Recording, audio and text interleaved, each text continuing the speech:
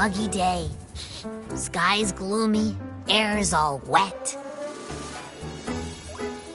Oh, man. At least let me finish my sentence. Ugh. Ugh.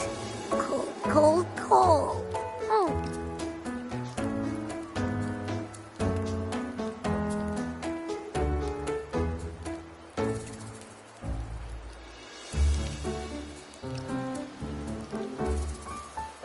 All right. I'm famished. We barely had a bite sprinting all the way here from Ragusa. Whoa! Pinch me! This is a feast and a half!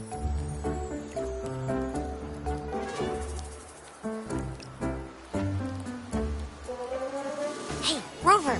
So, we did bring enough money, right? I mean, we kind of rushed out without grabbing anything. Oh, that. Don't worry, money's not an issue. Augusta made sure we're covered. All our food and lodging here in Septimont is built straight to the Eiphor's palace. But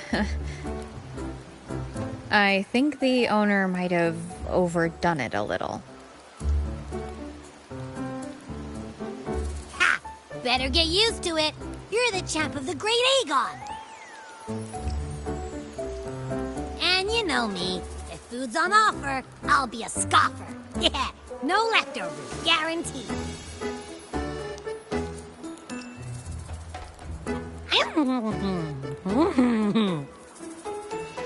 Free stay, free meal. The Eiphor really knows how to treat guests. Maybe we should, hang around a bit longer.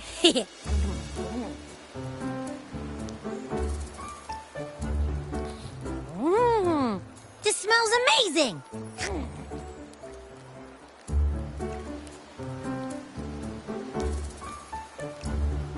Abby, what do you think Imperator wants me to find? If Cardathia's right, the last clues should be somewhere on the Sanguis Plateaus. We're so close to the finish line. Just one step away. But our pace has slowed. Relax. We're already back in Septimont. What's the rush? I remember Lupa said there's this weird blight cloud hanging over the Sanguis Plateaus.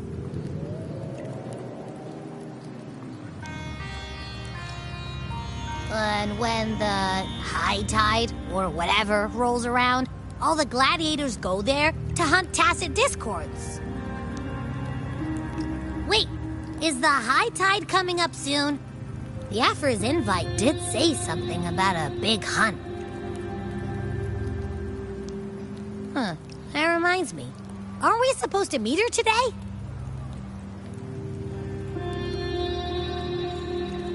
A messenger came this morning.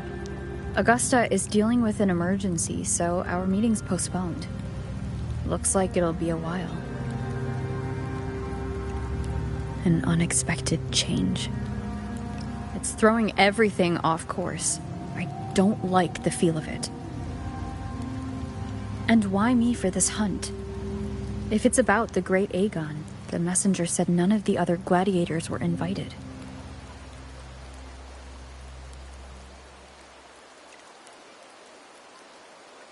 Who knows?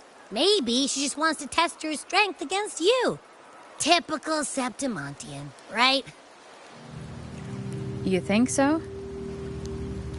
I've only met her a few times, but I doubt she acts on such simple impulses. And as the Eiphor, can she really thoughtlessly do whatever she wants? Guessed from afar, you possess eyes as clear as crystal. But what troubles you so that eyes once bright as the highland sky now darken with rolling clouds?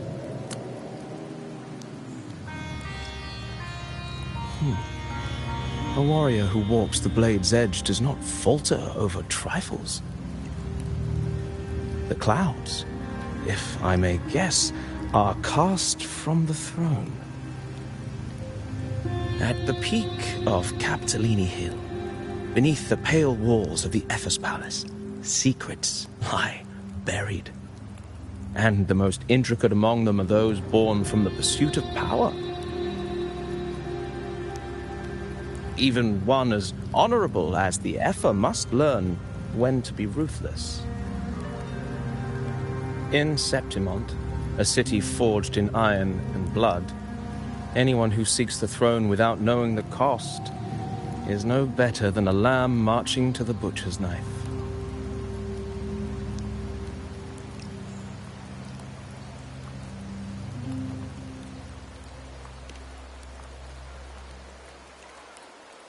I am Nestor, a traveling poet.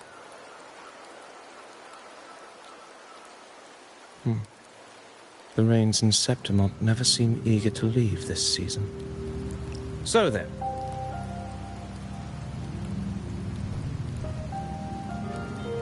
If you are curious about the Eiphor, then allow me to say that nothing would honor me more than to offer even a modest service to the champion of the great Aegon. Wait, how do you know she's the champion? And all that stuff about the Eiphor, too? Huh? Your eyes. Were we talking too loud? To see and to hear are but two of the many ways to perceive. Trusting the senses is a habit, a natural expedience, but not the only option. Truth be told, I've been gathering inspiration for my next epic, and its protagonist is none other than Augusta, the Eiphor of Septimont. That's why I speak of her with some familiarity. I have a feeling your tale with her will soon be written. And knowing more about those who walk alongside you is rarely without its benefits.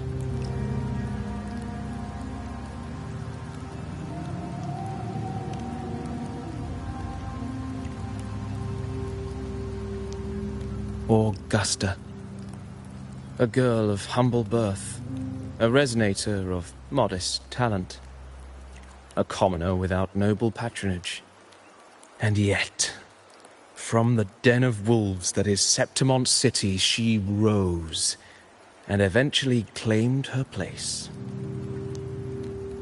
Just like the burning sun was once a cloud of dust.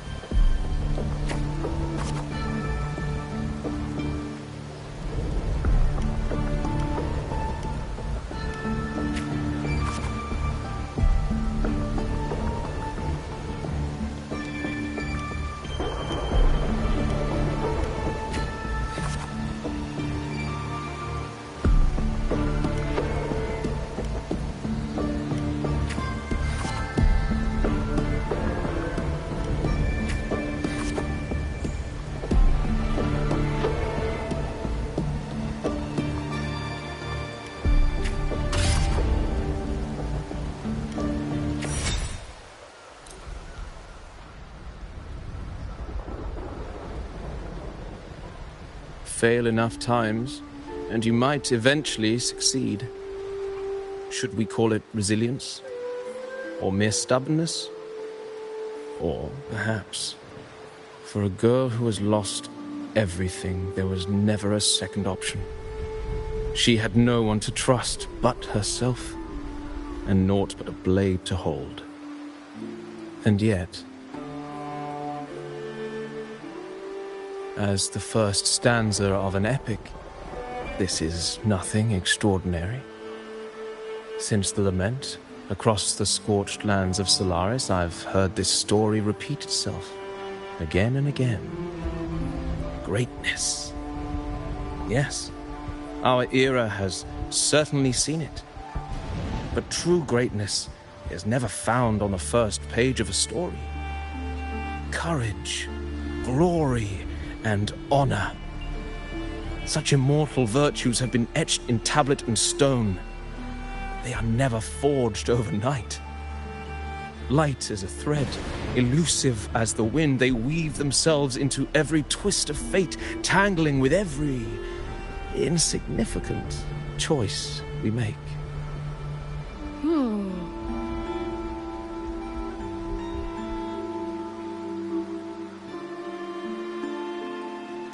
I don't know. It's just unbelievable. The Augusta he's talking about, And the Eiphor we saw in the arena. No way they're the same person. A girl far from home, arriving in the city upon Capitolini Hill in pursuit of strength. No title, no status, no wealth. I doubt anyone at the time could have imagined her rising to where she is now.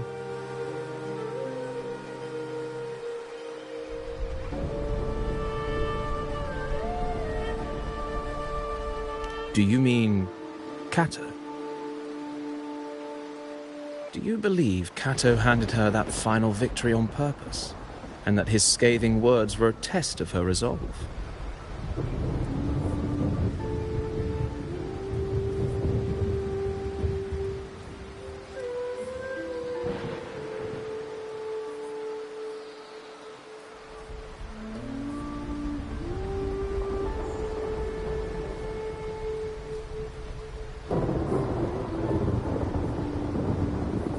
Then Kato must have been an idealist, to place his faith in a girl with nothing to her name.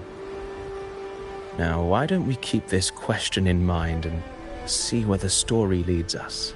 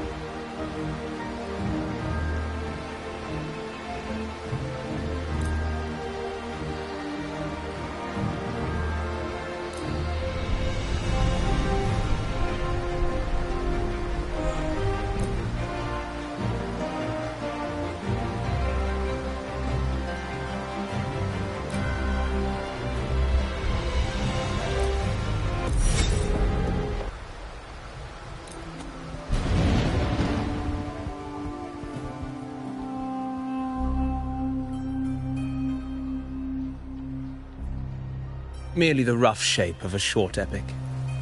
This is all I can offer about the Eiphor.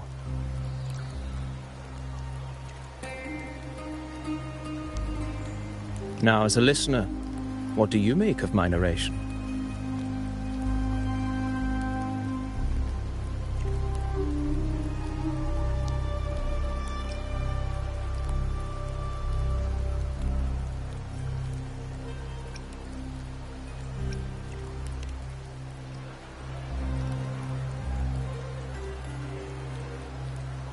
In this, you are right.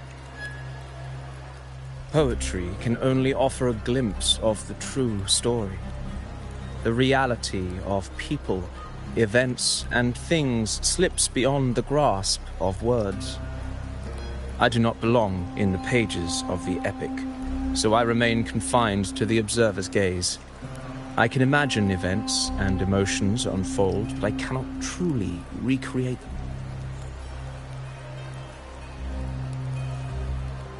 Here's some advice for you, though I hesitate to call it such. If you want the truth of a story, step into it. Become part of it. The opportunity stands before you now. As I've said, the tale between you and Augusta, the hero of Septimont, is only now turning its next page.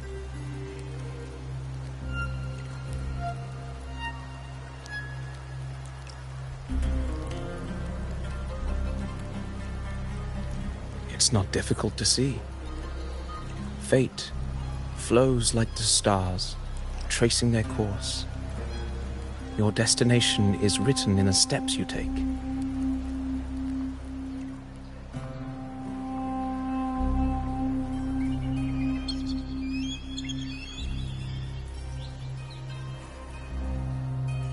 The rain is passing. I hear it ceasing its symphony upon the earth. It is time for farewells.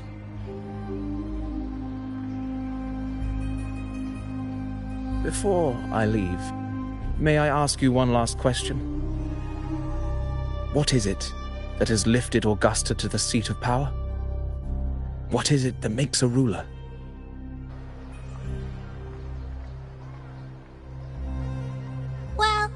I'd say strength. Let's be real. There's no way Augusta could have passed those trials without strength. Rover, what do you think?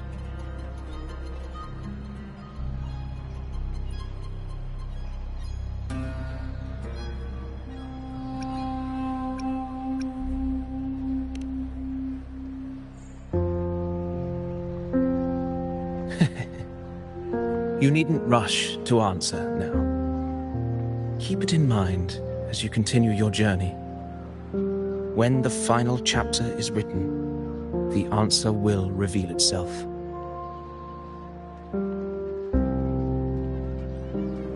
Farewell, my friend. Our paths crossed by fate and by chance. Soon, after this brief encounter, everything about me will be gone with the wind. But you, your epic continues.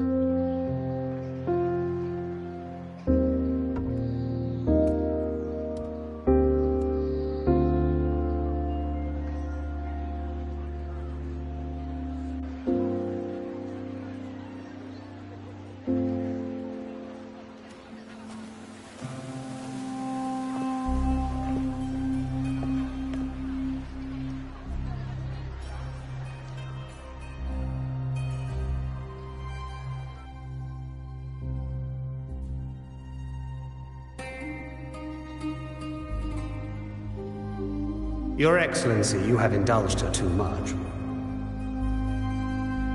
As the priestess, you know is far too unruly in both action and word. It's a disgrace to her title. Indeed. She entered the palace unannounced, uninvited, and with no decorum. A blatant affront to the authority of the palace. Same as always. Senators, all she crossed was a doorway. One too insignificant to carry the weight of our authority, or defend anyone's fragile pride. Let us not forget, it is not the walls of Capitolini Hill that command fear. It is my will, my sword, and our relentless conquest. I know your fear. You fear a priestess's voice drowning yours, and a rebel challenging the Senate's rules. But listen well. Power does not bow to sycophants, cowering behind their traditions. If you seek power, then step from the shadows. Face me, and prove yourself worthy.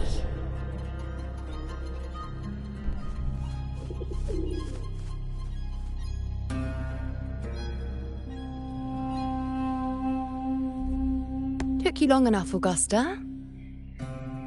Handling the senators takes time. You know that.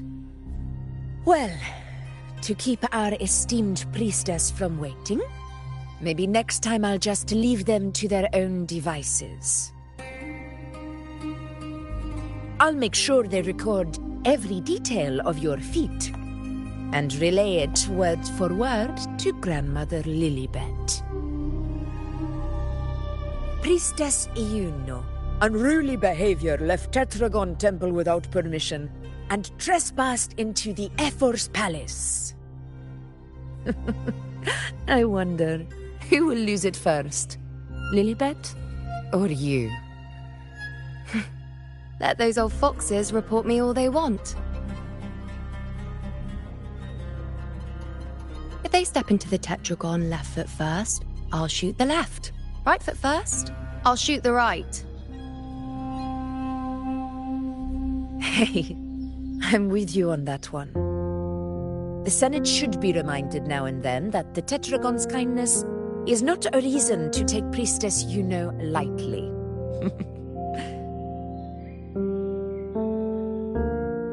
Why didn't you wait there? I had everything handled. We depart for the hunting ground tonight. If anything changed, you could have reached me by my terminal. You didn't need to come all the way here. I want you free of duty until that day arrives. You're overthinking it, Augusta. I'm here to see that person. Grandmother Lilibet said her fate is one of unknowable void. Sounds intriguing enough to make time for.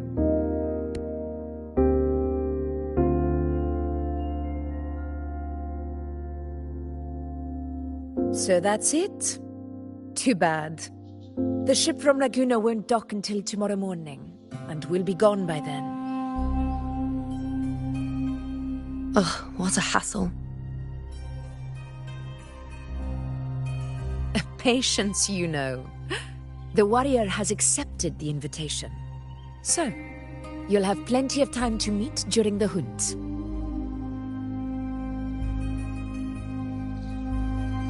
Is there something else you want to say? I read Grandma Lilibet's Book of Prophecies. The hunt and our plan, neither end well. Are you sure we should go through with this? Risk does not trouble me.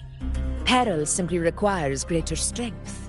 But really, when did you start caring about the temple's traditions?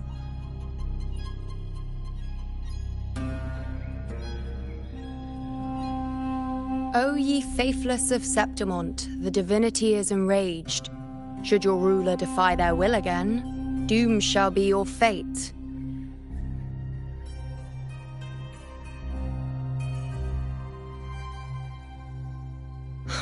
Lately, I've been hearing murmurs from the nobles again. about the ancient prophecy from Raguna. I will admit, those words once carried weight. But when our ancestors crossed the waters and climbed these hills, Raguna's divinity didn't get a seat on the ship. And the priestesses all said the prophecy was incomplete. Only the hero of heroes, wielding extraordinary power, risen from the dark tides, shall bring eternity to Septimont. Then shall the waters quiet, the tempest still, and glory return with the blood of the old king. Do not forget, this is the other half of the prophecy. Fabius, Attilius, Valeria, one after another, these heroes have saved Septimont from the brink of ruin. As long as a hero stands, no disaster can break this eternal city. What if this time is different? What if ruin is our fate? Then I will sever that fate with my blade.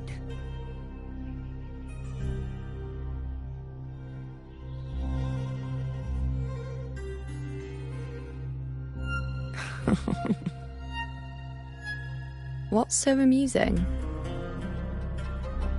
So, the fearless priestess Iuno can be frightened after all. But it's fine. If you're afraid, don't push yourself. I can handle this alone.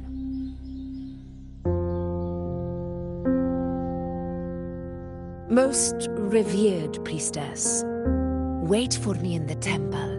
I shall return victorious. Frightened. Me? If anything, it's you, trying to shut me out and face it alone. Fine. Go ahead. You'll come back to me sooner or later. That I can't deny. I knew it. So you do need me for this hunt. Thank you. You know.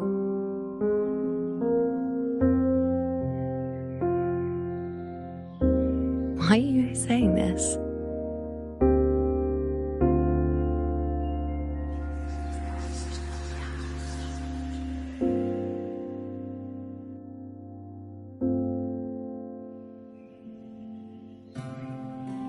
The storm is coming. Come, you know my friend.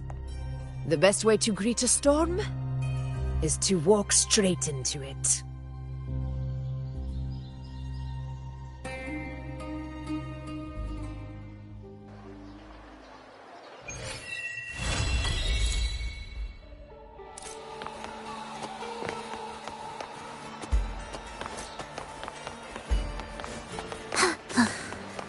Are we there yet?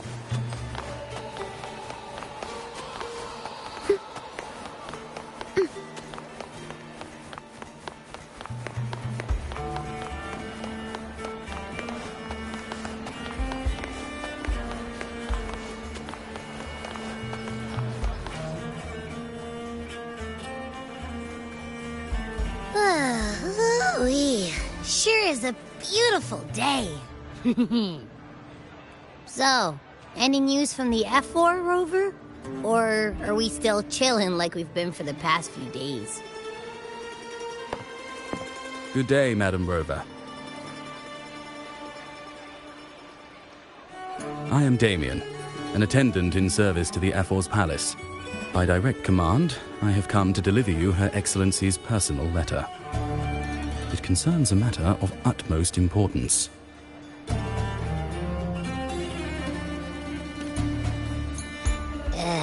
Me and my big mouth.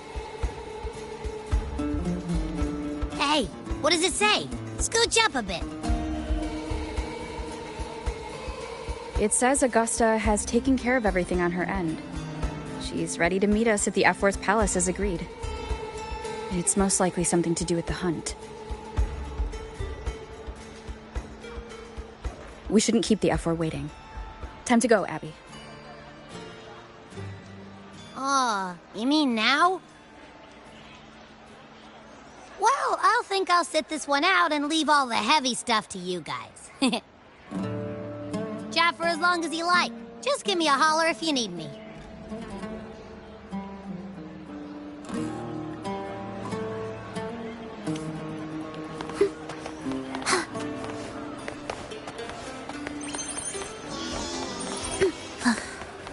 Are we there yet?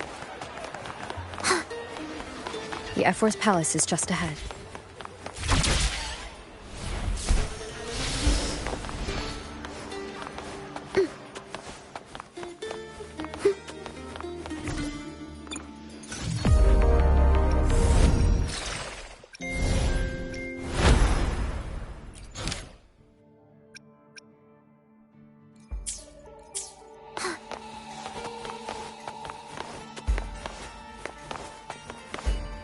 Hiya.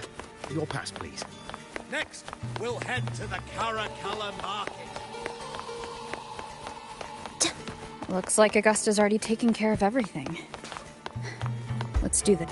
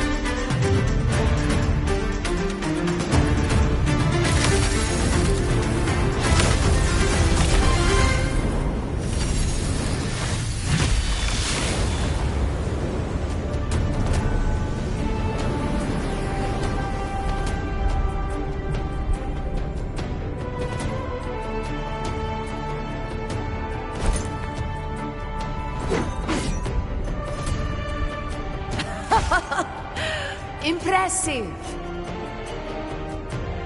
I expected a challenge, but your performance far exceeds what I had imagined. Just as I thought, watching from the Colosseum's balcony is no way to understand a warrior's true spirit. Only by crossing blades can I feel the will to fight pulsing through your veins. Come, step closer. Laureate of Raguna, champion of Septimont, favored gladiator of Arsinosa. By the honor of these titans, it is only right you stand by my side. I, Augusta, Eiphor of Septimont, offer you my highest esteem.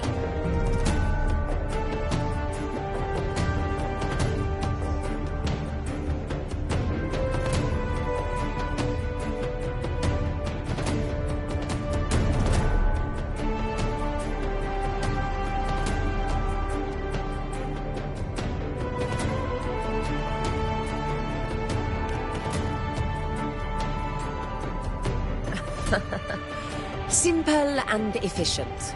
No need for pleasantries. Here we let our blades do the talking. The Septimont way. I have no doubt that you and I will have plenty of opportunities to get acquainted. But that's not why I called you here today.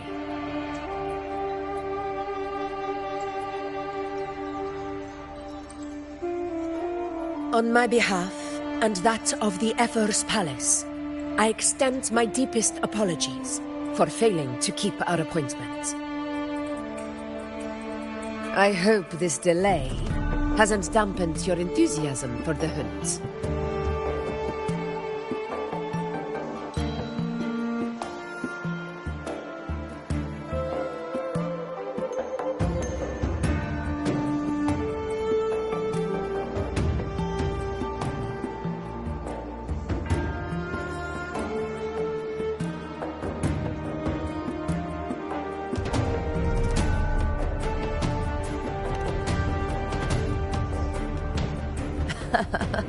Tolerant and strong, just as I've heard. Virtues of a true hero.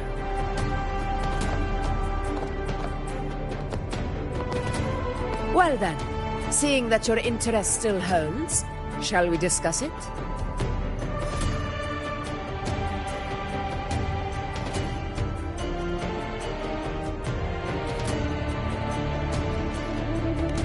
The hunt. In Septimont's long fight for survival, it holds profound significance. It is both honor and duty. For 100 years, countless gladiators have taken up the hunt and met their end in glory. It is no exaggeration to say that the blood of gladiators still burns in every inch of the Crimson Sanguis plateaus. Our ancestors built the defenses that line those grounds. To this day, they stand as the front line of Septimont's resistance against the Dark Tide. You've surely noticed the lingering blight cloud that hovers over the Sanguis plateaus. Since the first Dark Tide outbreak in Rinasita, that place has become a breeding ground for its horrors.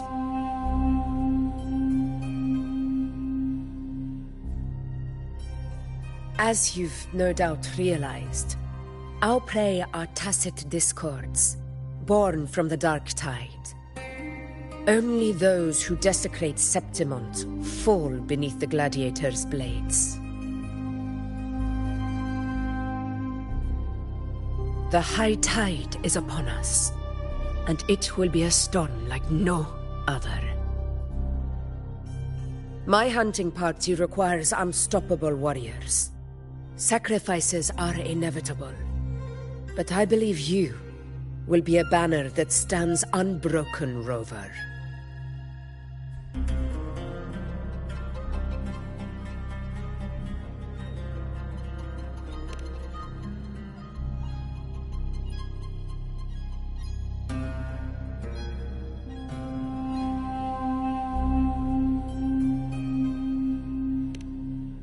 I share your sentiment. Septimont takes pride in its many remarkable gladiators. But you are exceptional. A grand hunt awaits us, and my warriors and I long to do battle alongside a fighter such as yourself. Of course, the will of the extraordinary deserves to be heard. I'd like to know your thoughts on the matter.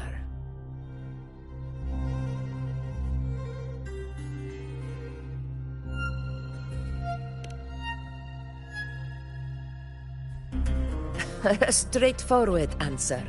I like it. As for this goal of yours,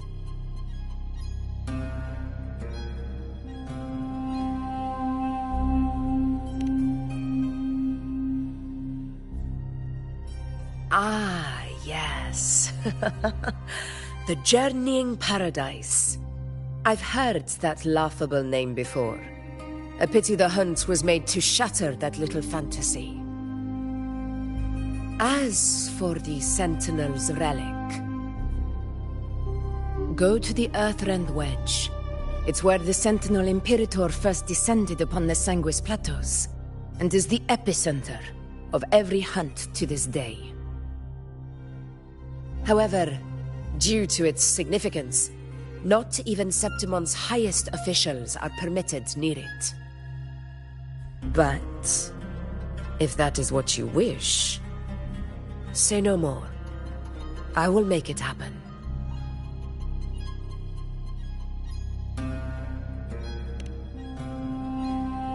The trust I place in you stems from your recognition of my character. I admire your honesty, and I will honor it to the fullest. Only those bound by trust can go the distance together. I look forward to the hunt ahead. It honors me to journey by your side.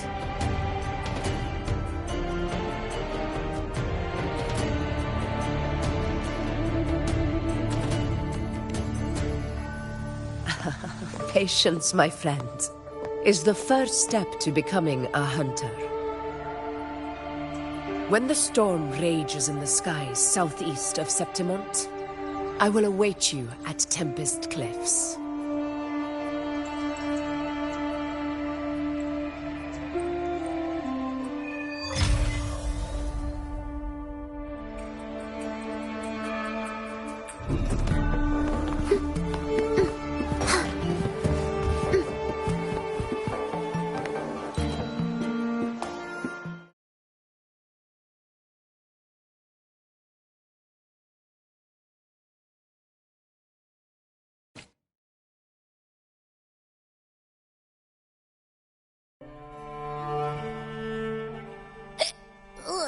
I can't eat another bite. That's another full stomach for Abby. Huh? Hey, Rover? Look, over there. That's a storm. Which means it's about time to meet up with Augusta. Tempest Cliffs. I remember, that's where she told us to go. Well, you better hurry. Same as always. Call me when you need me, and I'll be out in a flash.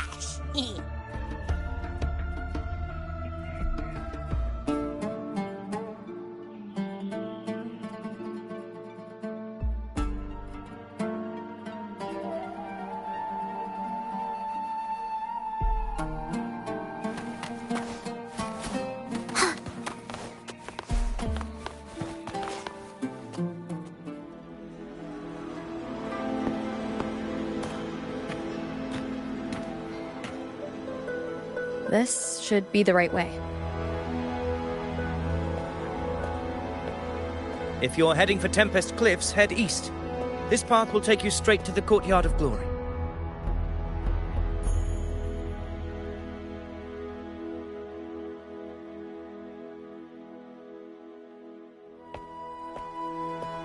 Or perhaps, would you care to travel with me? After all, we share the same destination. Your reputation precedes you, Honorable Rover. I am Gladiator of Vidius, at your service.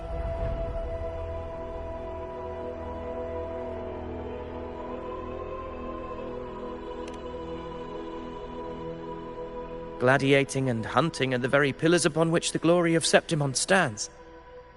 I believe no gladiator would refuse such an honor if invited. I, of course, am no exception. Please, if you'll follow me, honored guest from afar.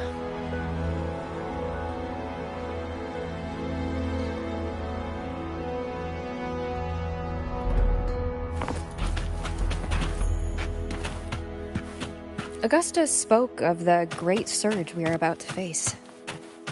The Eiphor speaks the truth. And this year's high tide has come later than usual. It bodes ill. It's a shame even the sharp ears of the Senate could not chisel through the high walls of Tetragon Temple to hear the whispers beyond. Is this an auspice of calamity or a prelude to a new legend? Only time will tell.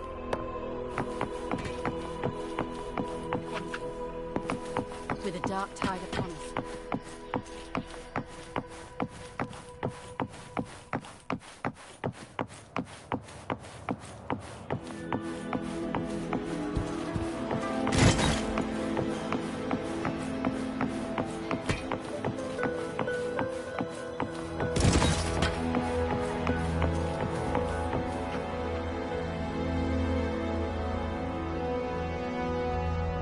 Come on! Give me a hand!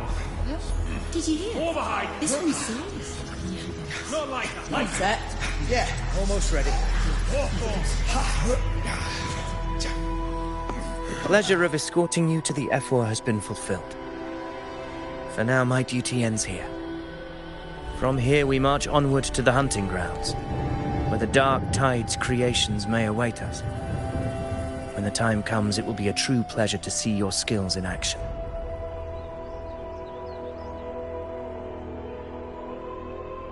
Happy hunting.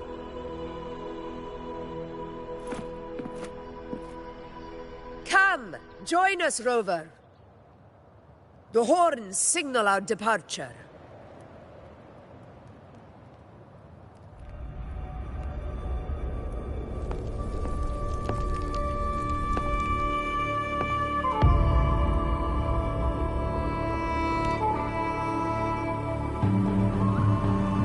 Precisely.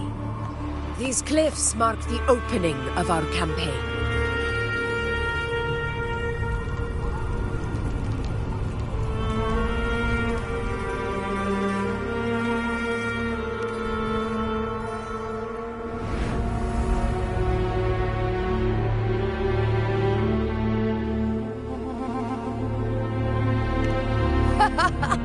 Take courage, my friend. The path to glory will reveal itself under the feet of the brave.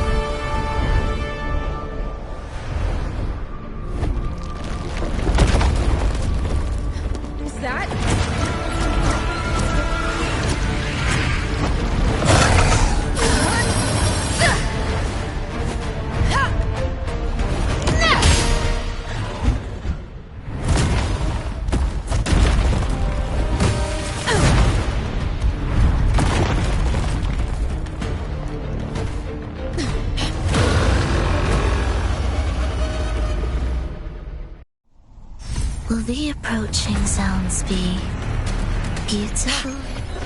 Getting restless, are we? That is a Chorosaurus, an abomination of the dark tide. Do exercise caution, Rover.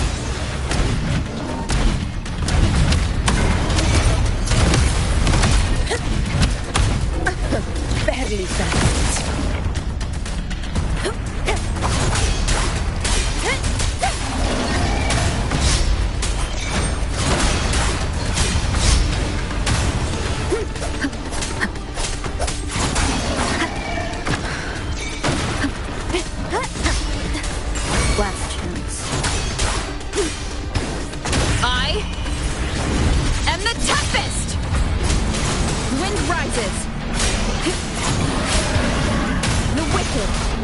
Annihilation!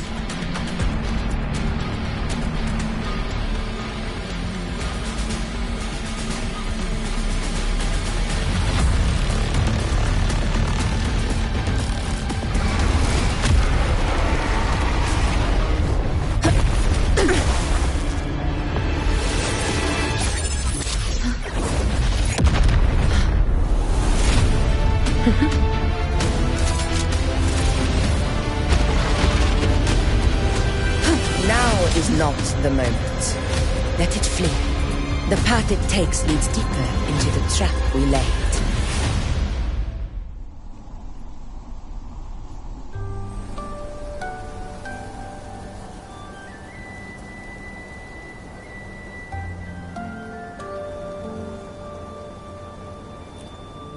That sound.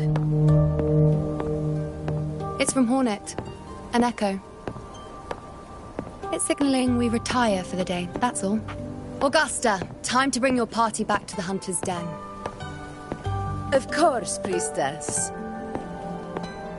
Your arrow couldn't have come at a better time. Seeing that Rover is here, I'll take that as a compliment.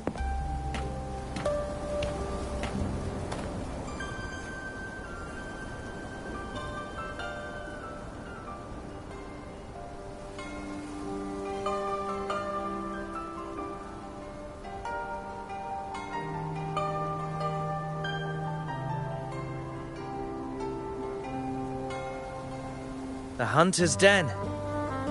Busiest gladiator encampment across the Sanguis Plateaus. Nearly every hunter passes through here on their way to the hunting grounds.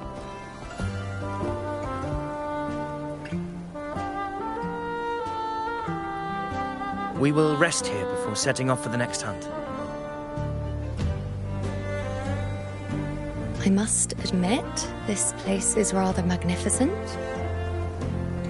I suppose my predecessors forsook the peace they ought to have enjoyed, just to share this hard-earned land with these hunters. Such magnificence is rightly owed to the temple.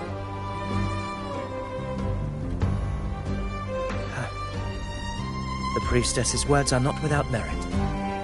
I am well aware that I stand under blessings and will forever remember the sacrifices of the temple. Now, if you'll excuse me, I'll be taking my leave.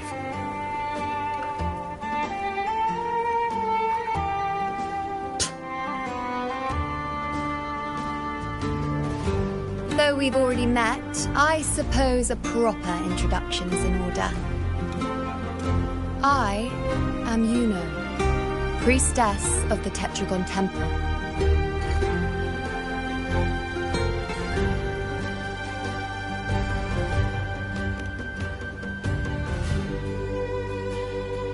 Well, aren't you caught up on things?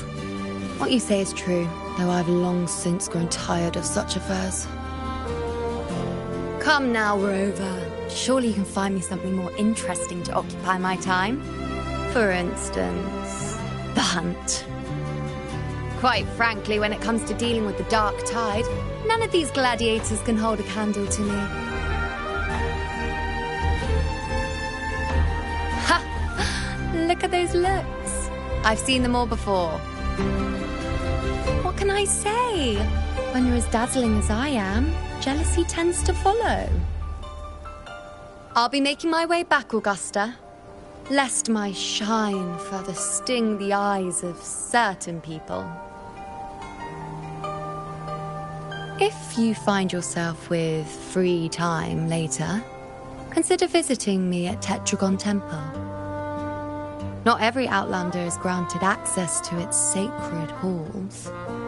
Make the most of it.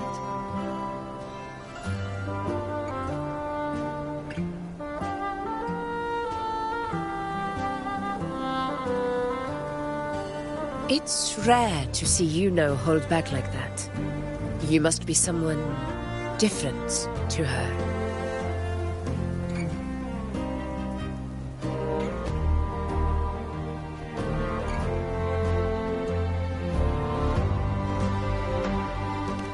Perhaps we do share some common traits. Don't let her unruly side fool you. She is as dependable as they come.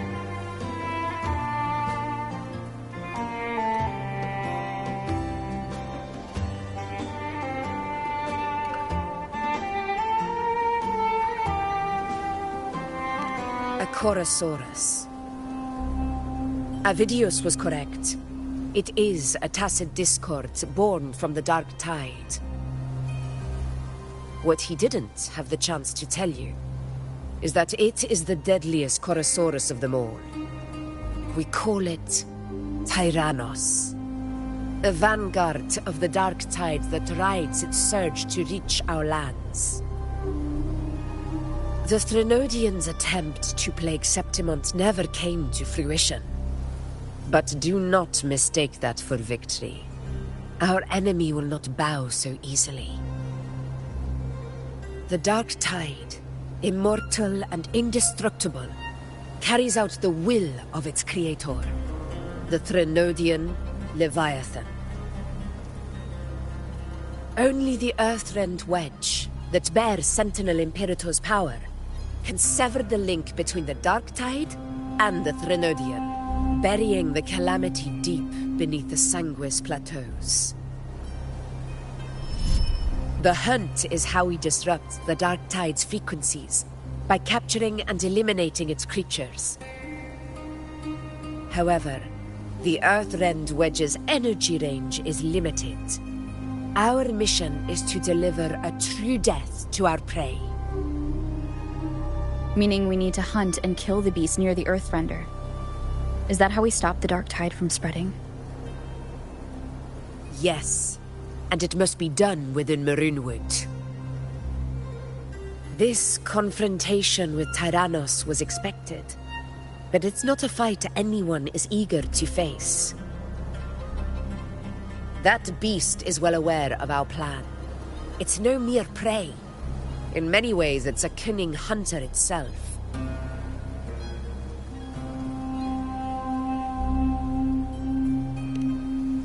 Now, we wait. We wait for it to enter Maroonwood. The real hunt begins when the beast's hunger drives it to the wilds.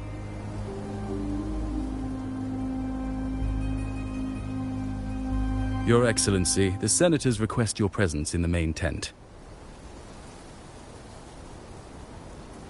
It's to discuss plans for the hunting operation. Looks like I'll be occupied for a while. Relax. Take a walk around camp.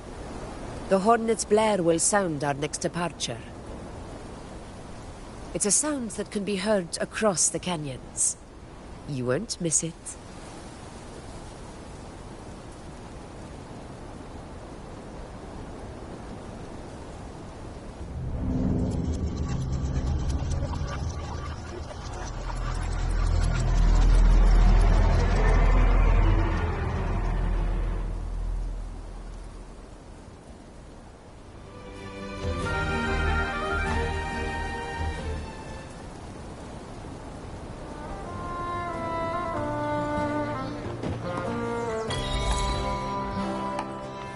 The high tide of unprecedented scale. Did you hear about Ovidius and the Senate? Did you hear about Ovidius and the Senate? The power struggle. Nothing new. But going up against Augusta is a steep hill to climb. Without a strong forte, Augusta's strength was always going to have limits. She lacks the extraordinary power mentioned in the prophecies. Hard to compare her with a hero of heroes of the past. I wouldn't put it like that. Knowing how Augusta operates, Ovidius would even have risen to prominence if she hadn't allowed it. That kind of grace is the mark of a real ruler. Yuno mentioned visiting her at Tetragon Temple. Got a bit of free time. Might as well pay her a visit.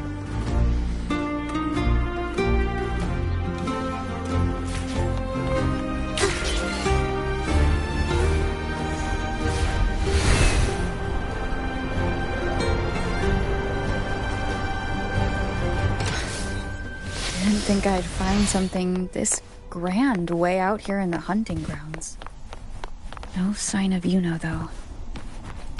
Are those murals on the wall?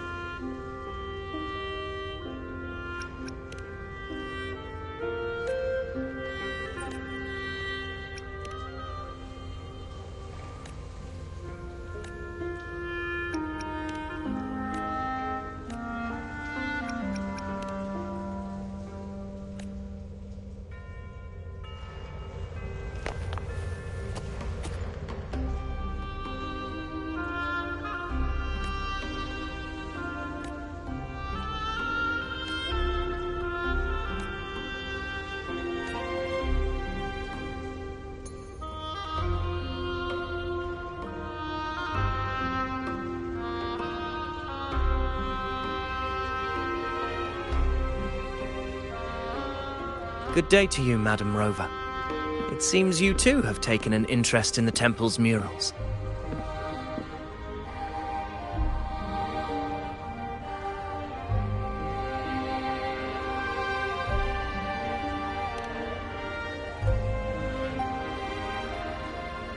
They are the works of past priestesses. They depict prophecies glimpsed in the sacred flames. Ones already fulfilled, and ones yet to come. In any case, all these murals point to two prophecies of importance. The first is a Ragunesi prophecy condemning Septimont's lack of faith in the Sentinel. Hear this, O faithless ones of Septimont. The divinity of the high heavens has grown enraged. Should your monarch once more stand in contempt of their will, annihilation shall be your fate. The second is a continuation of the Ragunesi prophecy, delivered by Septimont's priestesses. Only the hero of heroes of extraordinary power, risen from the dark tides, shall bring eternity to Septimont. Then shall the waters quiet, the tempests still, and glory return with the blood of the old king.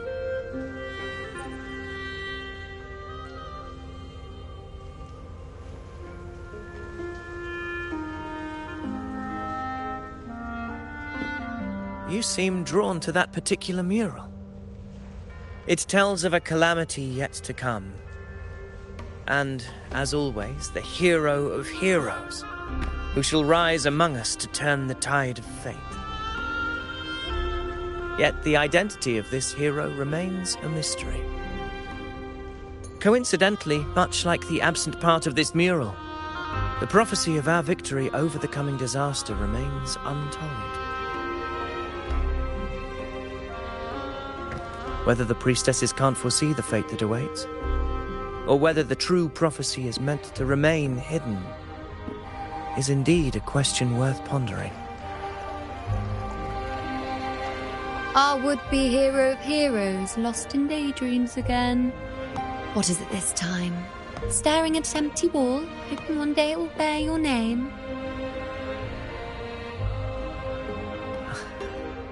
I happened to wander by, passing the time as one does. No need to trouble yourself with someone as inconsequential as I, priestess. Inconsequential? Come now. Everyone knows you're the Senate's golden child. Those old loons wouldn't spare me a glance, but they hang on your every word.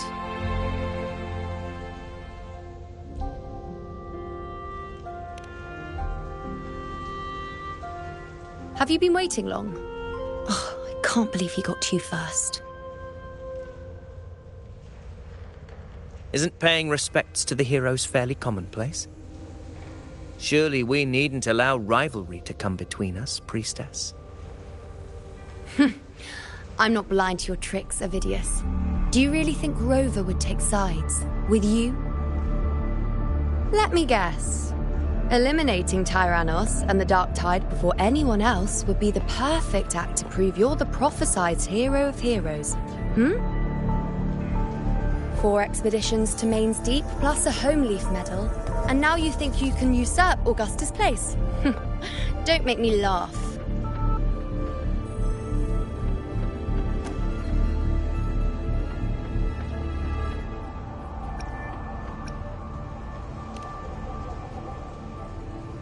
Oh, read the room, will you? Please. I don't deny that I am ambitious and aspire to better my station, but I value my duty to defend Septimont's glory just as equally. Should I become the next hero, Septimont would be spared when the next calamity arrives. Is this not what the Tetragon Temple has prophesied?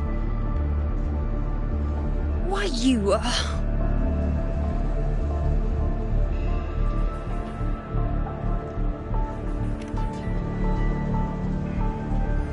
She possesses many qualities worthy of a hero, but she lacks the extraordinary power mentioned in the prophecy. As a resonator, Augusta offers nothing special. Yet throughout Septimont's history, every hero of heroes was born with extraordinary gifts.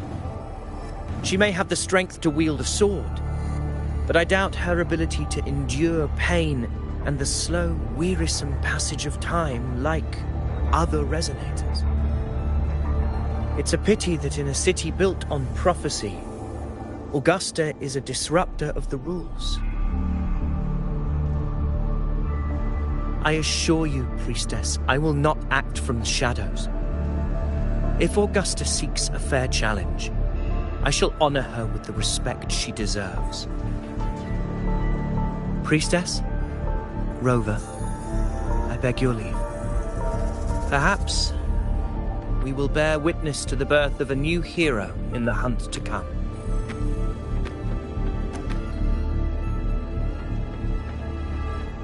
Well, there you have it. That's the gist of it. Finally, some time together, and now it's all ruined. I don't understand. Given Augusta's prestige, the Senate has no real advantage in seizing power. What's their angle? It all started when Augusta shook things up the moment she became Eiphor, especially in rooting out corruption within the gladiators' Aegon while ignoring the senators in the process. Naturally, it ruffled some feathers. Some even accused her of undermining the spirit of gladiating. In reality, they're just upset their piggy banks got smashed. More importantly, this is exactly the kind of chaos Augusta wanted. That idiot. She even went so far as to say, the citizens of Septimont only need to be loyal to Septimont, not her, Augusta. And then, like it's nothing, she tells me that the Eiphor position only matters when a strong gladiator wants it. She's even more stubborn than I am.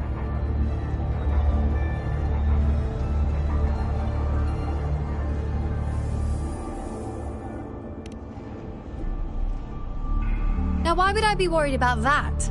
I'm sure you've seen her sword. The inlaid blades are trophies of every gladiator she's defeated.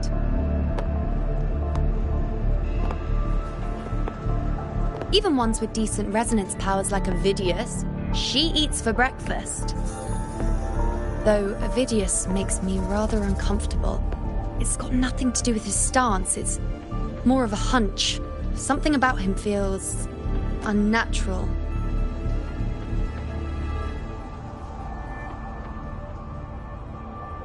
Or maybe I'm just overthinking it.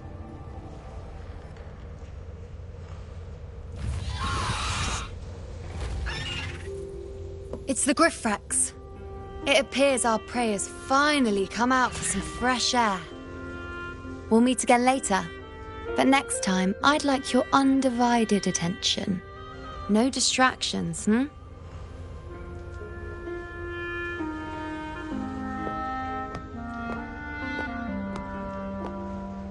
Is that lady over there looking at me? Better go and greet her.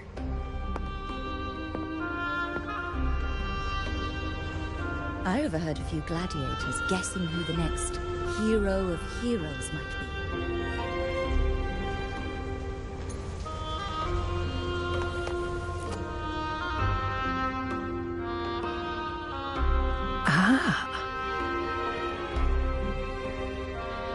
We've been expecting you, roving hero. I see... A void. An unknowable fate. Worry not, my child. A void is by no means nothingness. Follow its guidance, and let it lead. It will open the path to boundless possibility, guiding us through the fog to shores untouched by any before us.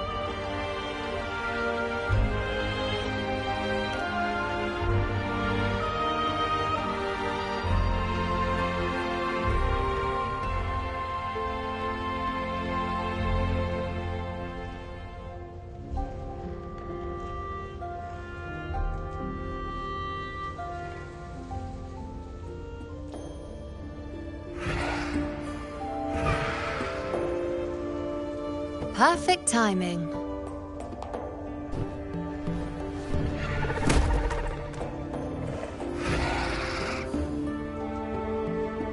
I'll stretch my legs a bit. Huh. I wonder what Grandmother Lilibet and Rover are talking about. Never mind. It can wait. Let's get eyes on this beast, Aquila.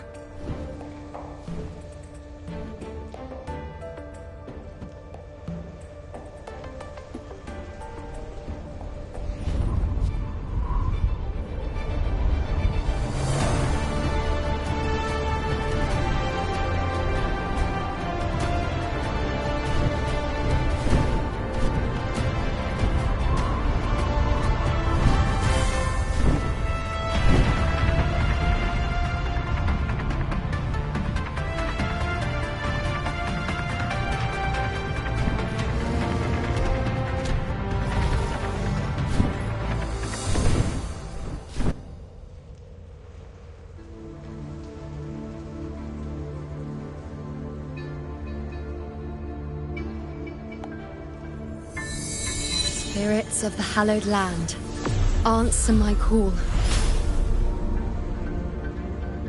May the eternal sacred flames grant us boundless sight.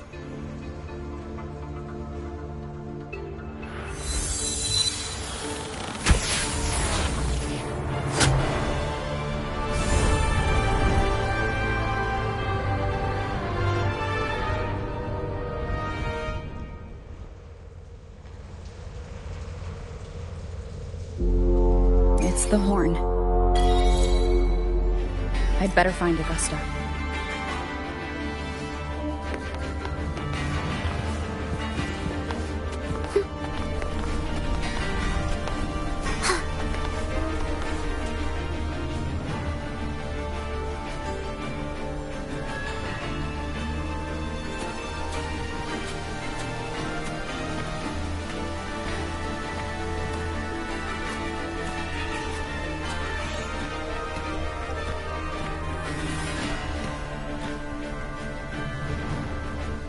Over there. Behind that cliff is the Earthrend Wedge, a relic of Sentinel Imperator as ancient as these lands. The destination of your journey, my promise to you, our shared goal.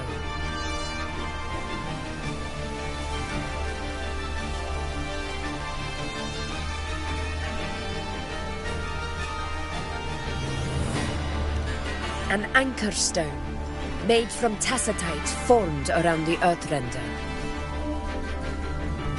It contains a fraction of the Earthrender's power.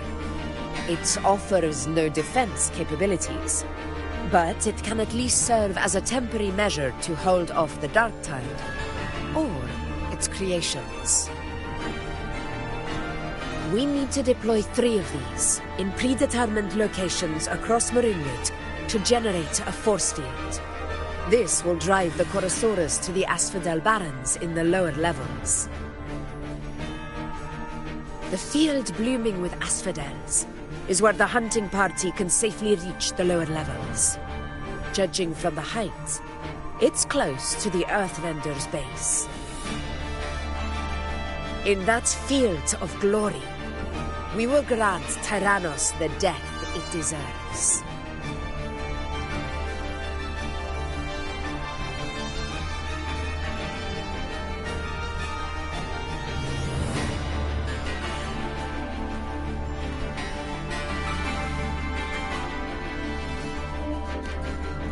Tyrannos' calling card is the vanguard of the Dark Tide. Our prey isn't exactly known for playing by the rules. Marinwood lies on the other side of these cliffs. That beast has reasoned we're likely to take to the skies on reflexes, and has laid an ambush, waiting to drag us down into the abyss. A Chorosaurus that knows how to set a trap, waiting for its hunters to walk right into it. Quite an interesting opponent. Gladiators, march with me to the hunting grounds. Let the sacred flames ignite your resolve. The enemies of Septimont shall bear witness to our might!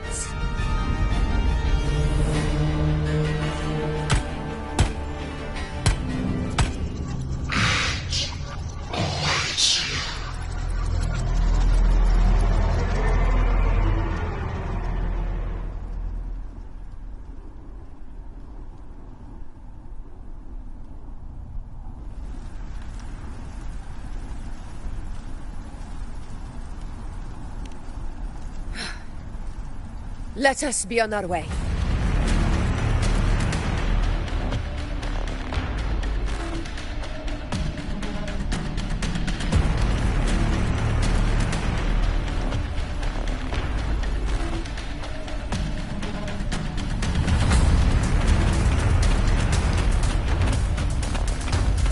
Something's not right. Be on your guard, everyone!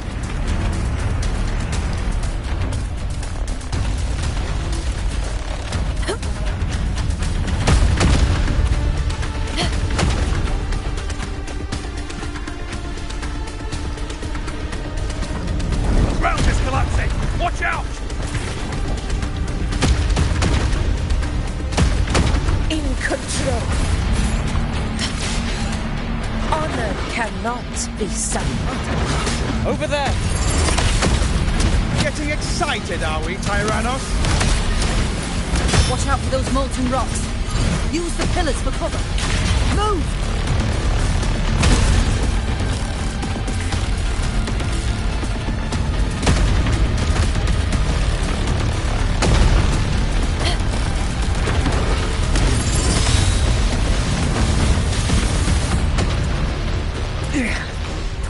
Cunning bastard. Everyone, onto the ledge, now! Oh, we're almost at the hunting grounds. Victory is still far from reach. We're not in the clear yet.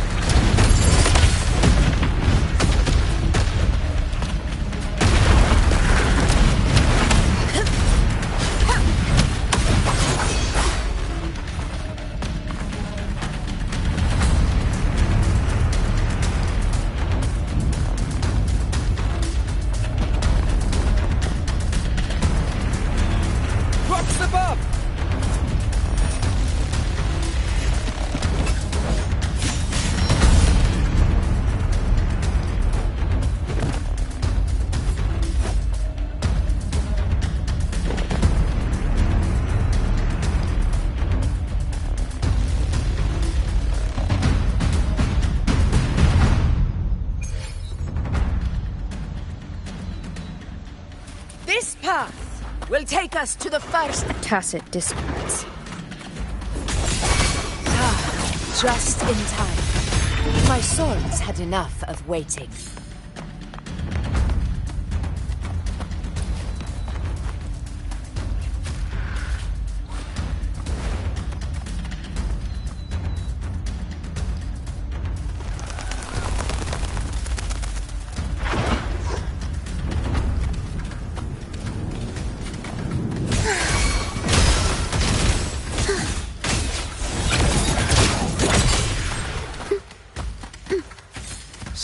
Carnage. These tricks do not surprise me. Avidius, take a response team and get that anchor obelisk functioning. Rover and I will provide cover. As you command, Your Excellency.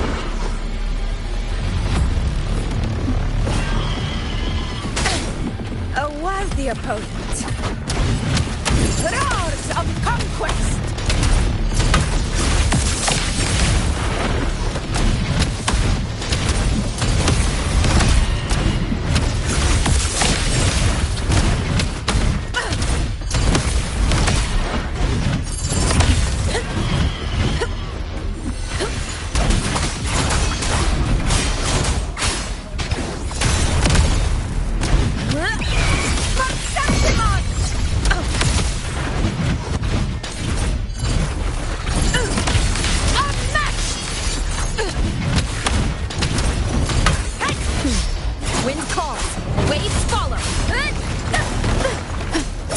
flashes.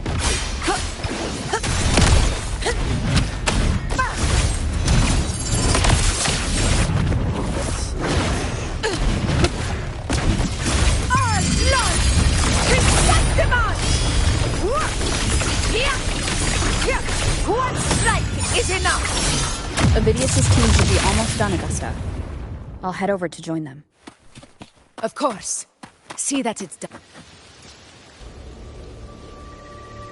Your aid couldn't have come at a better time.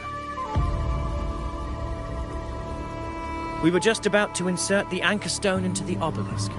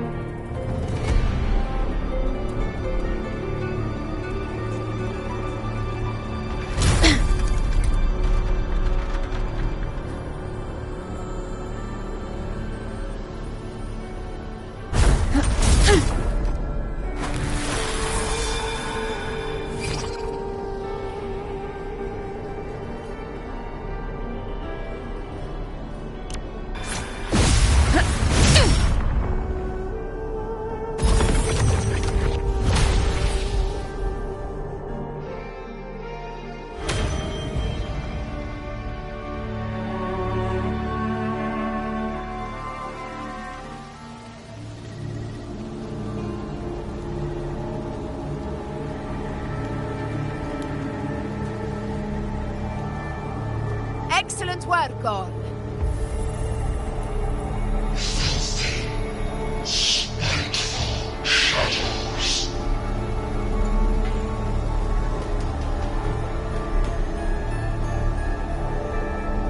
Red shadow.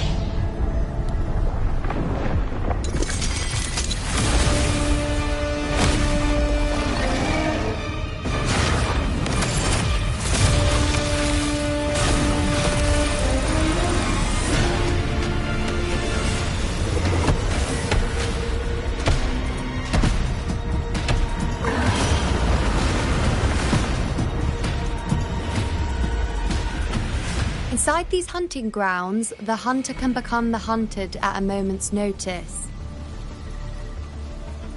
Think that beast is running away? Just a trick to throw us off.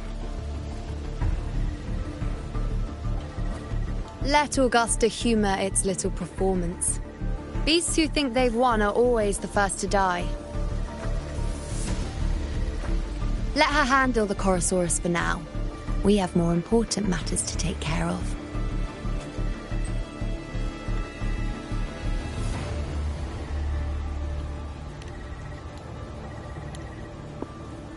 Oh, surprised to see me? I've already shared my interest with you. It wouldn't kill you to remember a few things I've said, would it? But fine. Since it's you, I suppose I can let you in on the secret. The Chorosaurus is just an appetizer. I've got bigger fish to fry.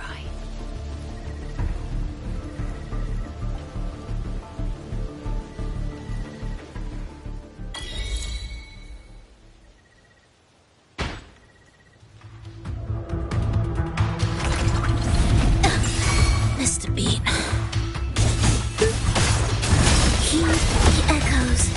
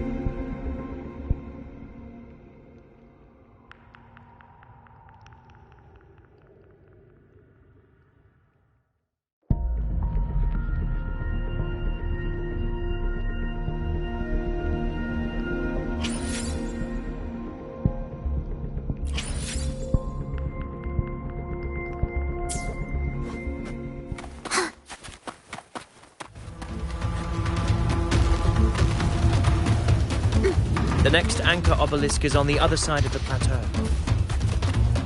Ah. Impeccable timing, my dear. Ringwraiths are here too, huh? Does that surprise you? Augusta and I prepared it all well in advance. Ride the winds and let's soar over these cliffs together.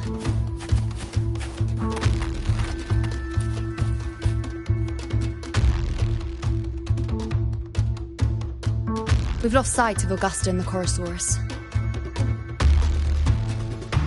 Let me see your terminal, Rover.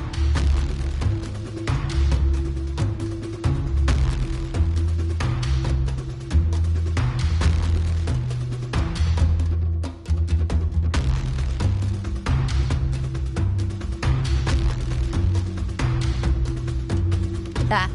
Try using the sensor.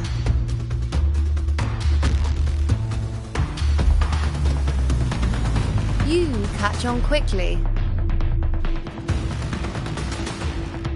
My resonance power can reveal hidden traces of the dark tide for a short time. With these markings, be it Tyrannos or Tyran whatever, nothing can escape my eyes. Yes, you're not wrong, but the beast also has its eye on them. A sly enemy like this won't play by the usual rules. The more cautious we are, the better. Ha! So it is heading for that cave. The second obelisk is also in that direction.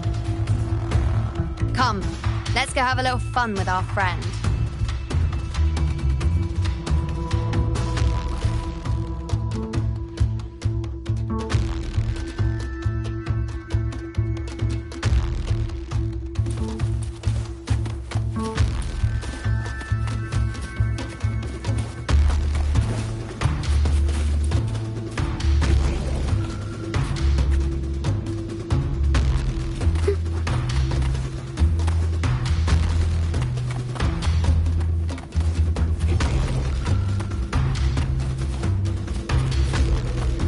This is it. The second obelisk. Mind the tacit discourse. I'd be more worried about yourself, would-be hero. Try not to slow us down. Aerial stunt. Mamma mia! Avanti. Time for some crowd work. I'll keep you company. Oh, some more drinks.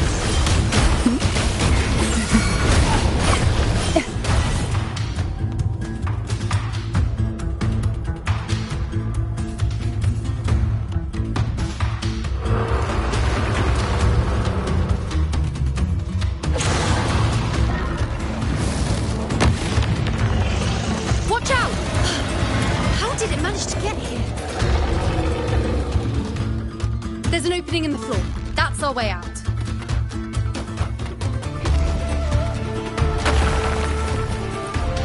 Careful of the rocks! I'll keep it busy. Now is your chance to go.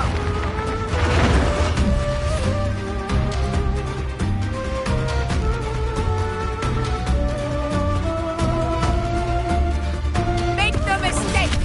Your fight is with me!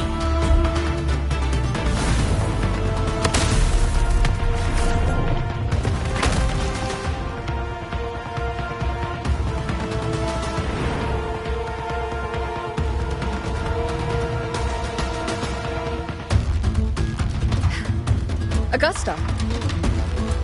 My apologies for the delay. Be warned, the Chorosaurus could return at any moment. We should leave. Here it comes!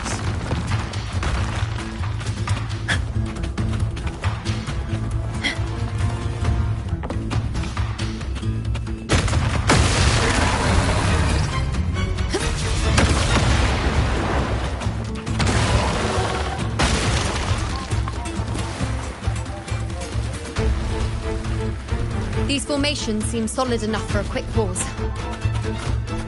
Tyranno, Up there to the left. That stone seems loose. Pull it down, Rover.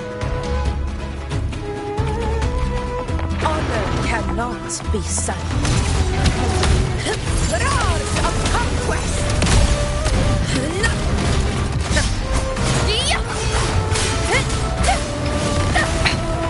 one more time.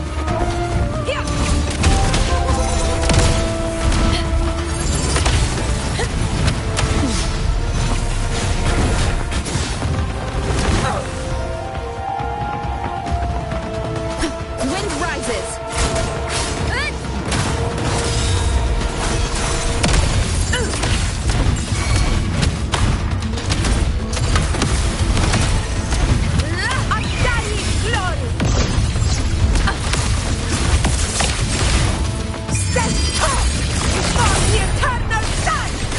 It's the obelisk. Leave it to me. It ends now!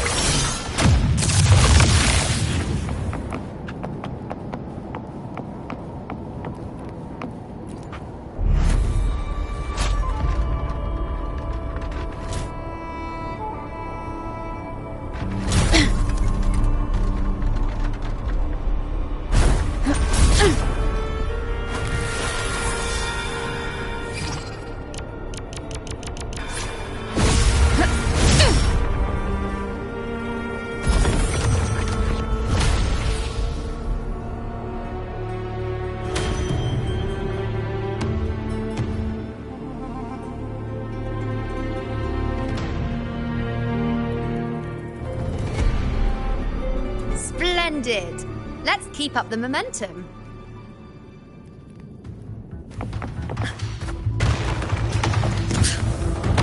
You again. I just left. Should be the anchor obelisk doing its job. Or perhaps it's up to something more insidious. The direction it's heading. Is it planning to destroy the final anchor obelisk? This fog hinders our vision. Could be walking into a trap. Makes for a fun challenge. Don't you agree, evidence? Stay with me. In due time, Tyrannos will learn that gladiators always The obelisk is right over there.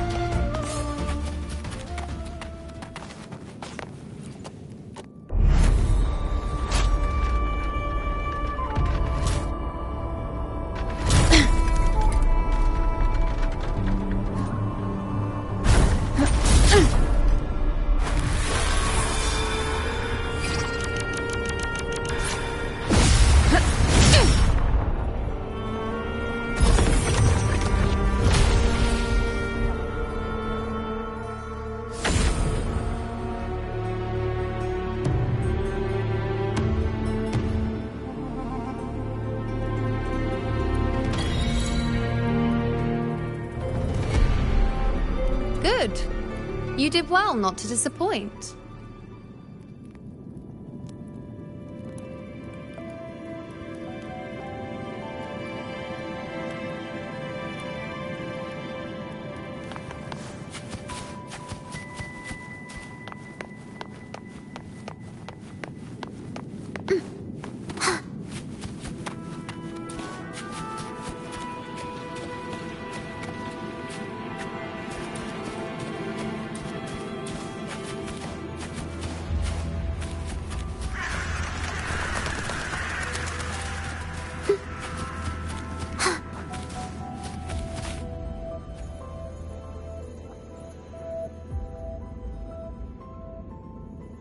Augusta, Tyrannos is heading for the Asphodel Barrens.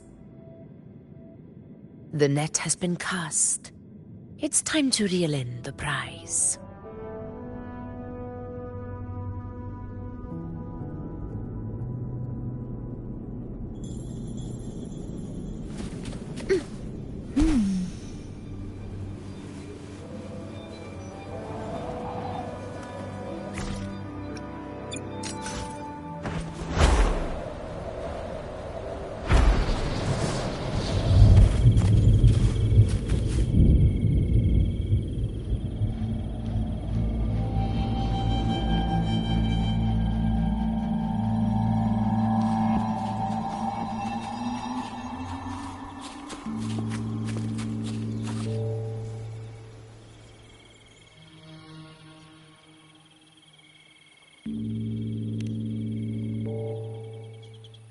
A field of corpses.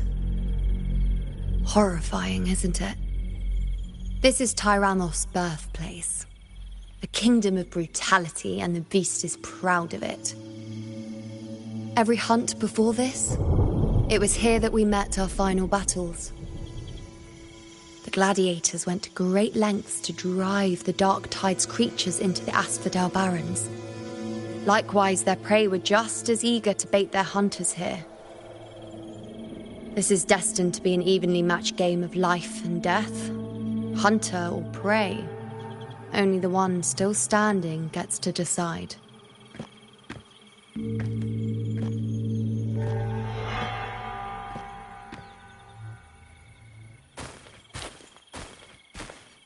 Avidius, descendant of the hero of heroes Attilius, decorated for the 4 crossings of Main's Deep.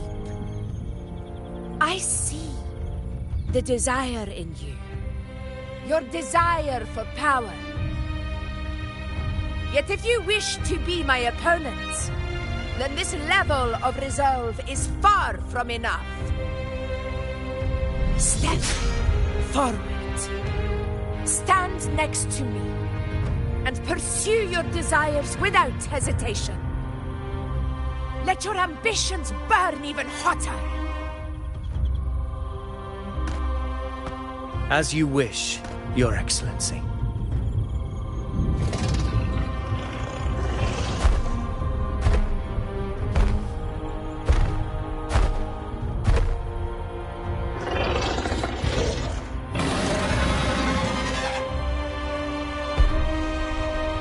Finally, some fun for a change. Come, you need only to stay at my side, Rover. Rest. This is a matter between Augusta and Avidius. We shall not intervene for the time being.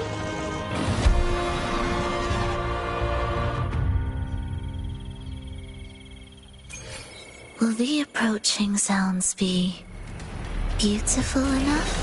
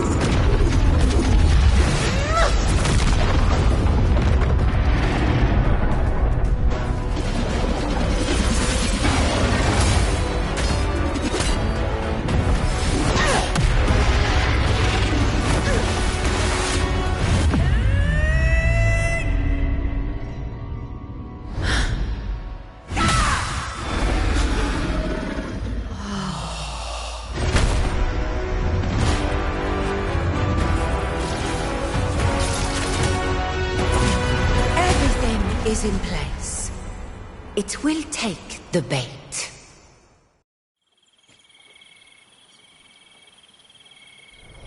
That's our cue. We're going after it. All this effort we've put into setting this trap. This gift of ours, it better take it. Nice and obediently.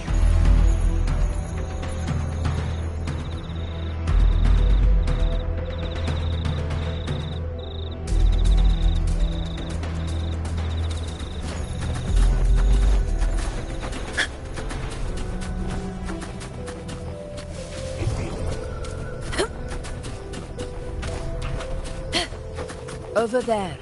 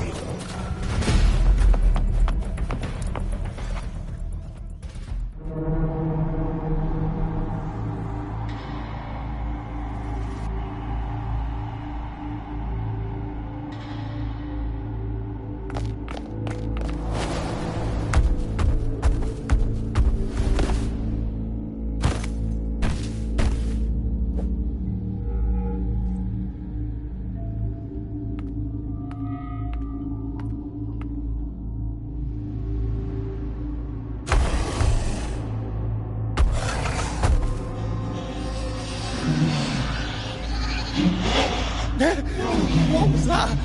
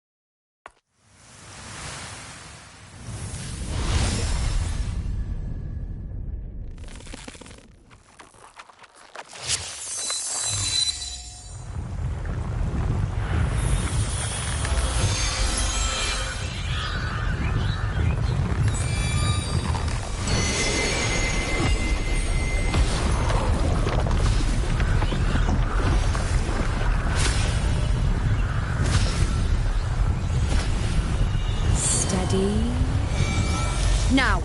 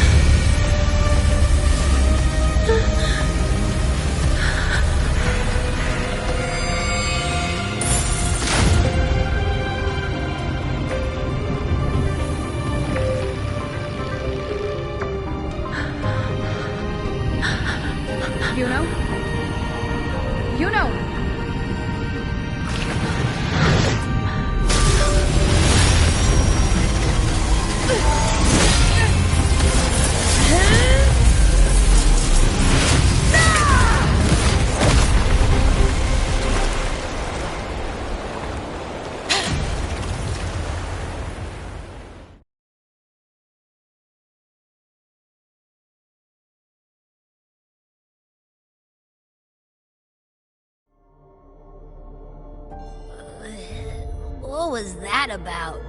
And that black fog? It was all mushy. I couldn't even finish it.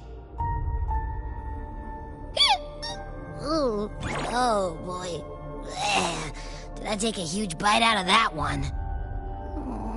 My head's gone all swishy. I need a quick timeout.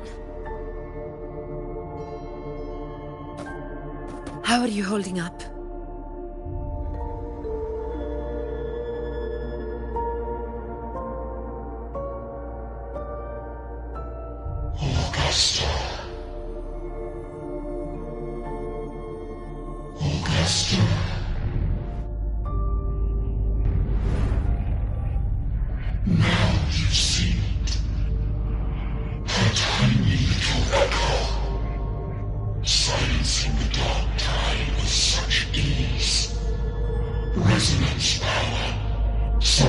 sight, such perfection.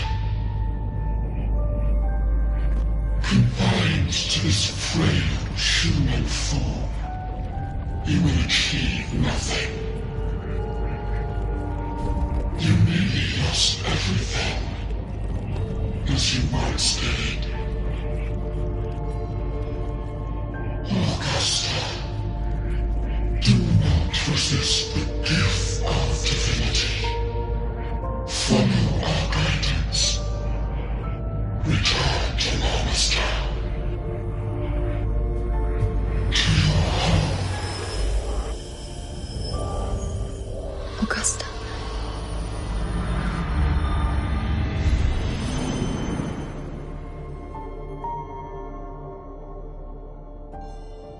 Augusta.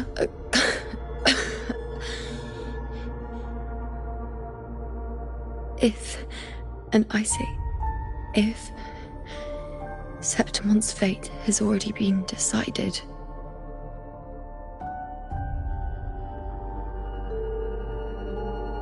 would you continue to fight?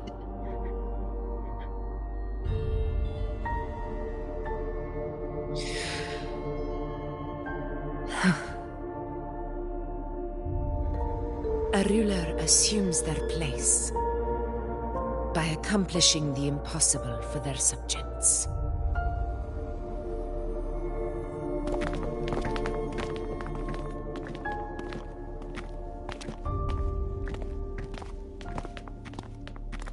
It isn't safe here.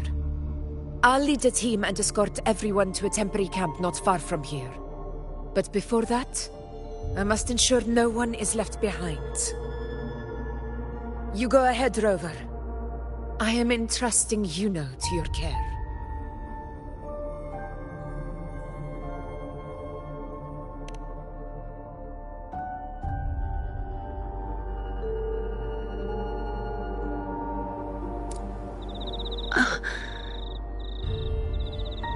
How are you feeling?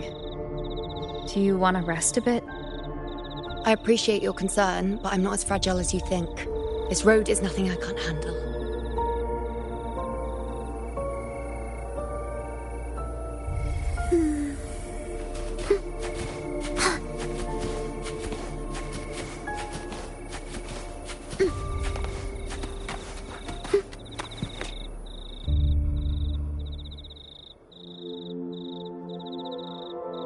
You can set me down here.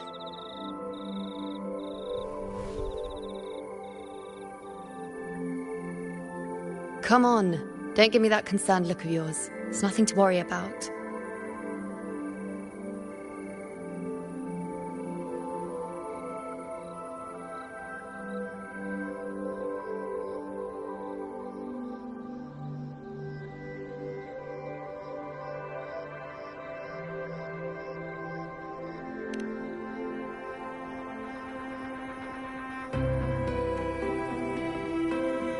Wait.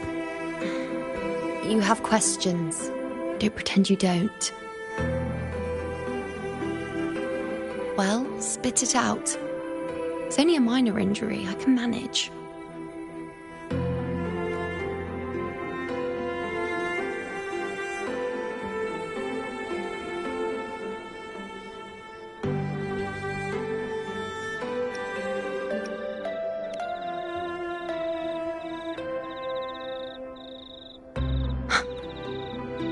So you've managed to glimpse that far? Or is there more?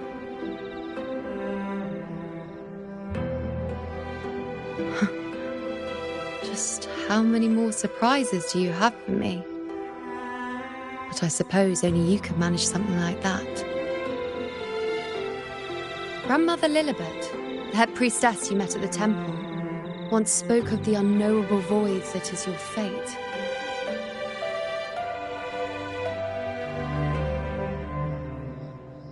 Yet to fully interpret what she meant by that, but one thing is clear. You are the most unique among us all.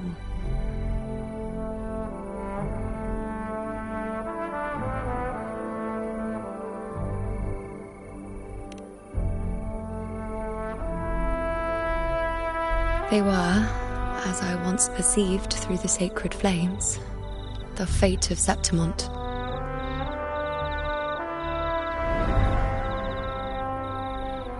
Just as you saw, the dark tide will bring destruction to Septimont and the death of Augusta.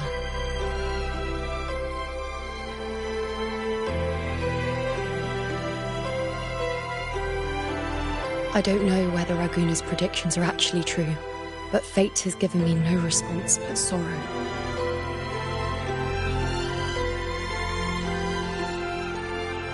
Though I would deny it to the end, as it is now, I cannot ignore it any longer.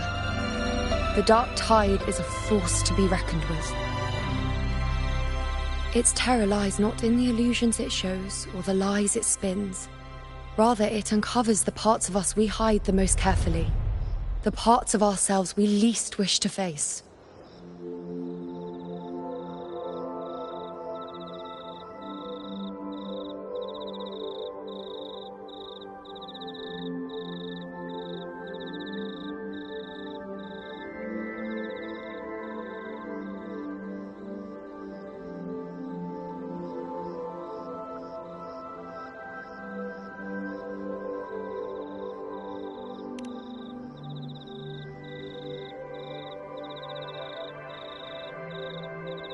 Never.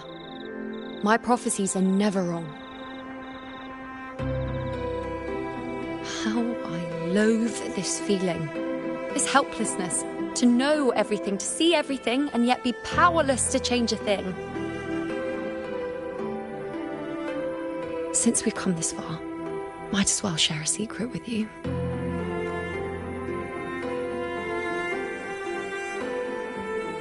The you see before you can no longer see the threads of fate.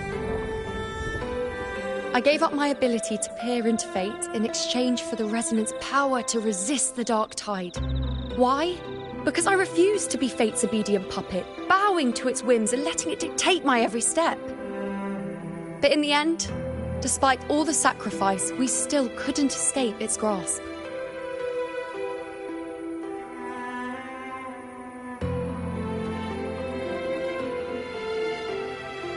The dark figure we faced in Asphodel Barrens was, in fact, an embodiment of the dark tide.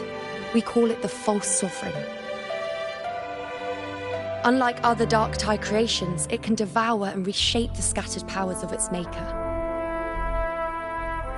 I'm unclear how things will unfold, but I'm certain it's the source of evil that will bring about the fall of Septimont, just as the prophecy foretold. Before this hunt, Augusta and I investigated such dark tide irregularities at the Sanguis Plateaus. We then formed a plan to take advantage of the Sovereign's nature, using the Chorosaurus as bait to lure out its imperfect form. Maybe this way we can rewrite Septimont's tragedy before it even begins. But as you can see, we failed.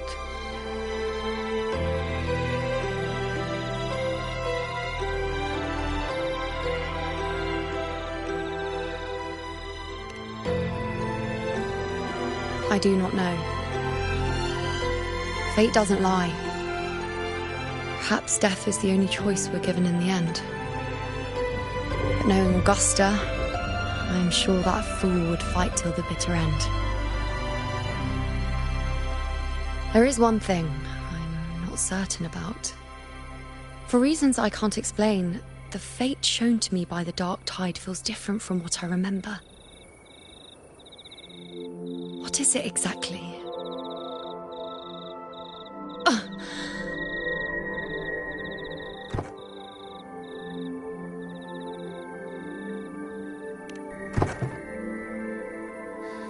A side effect of my resonance power. The dark tide doesn't exactly show up in a stable form. My powers manifest its creations in exchange for a teensy piece of my existence. That's the price to pay, I suppose.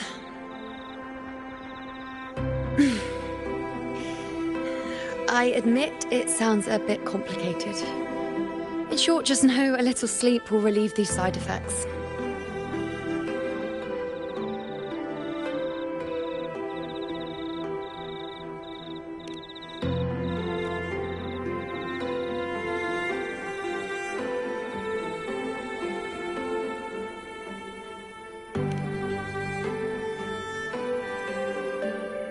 A fair point. Once I've recovered my strength, sorting out these questions will be as simple as a flick of a finger.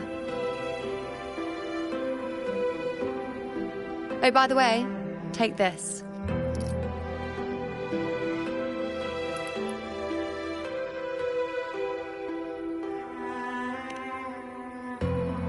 A Lunarum bracelet containing a small portion of my resonance power. It was passed down to me by my predecessor when I became a priestess. It's quite dear to me, you know, so be sure to take extra good care of it. And don't expect there'll be a spare if you lose it.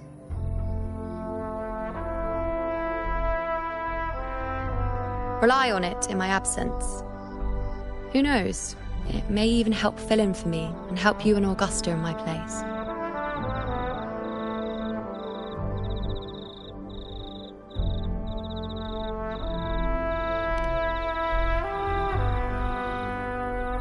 Now, why would you say that?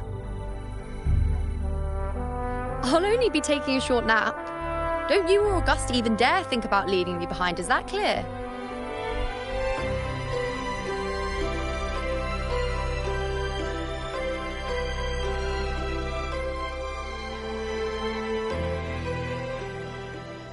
I should see how things are with Augusta now.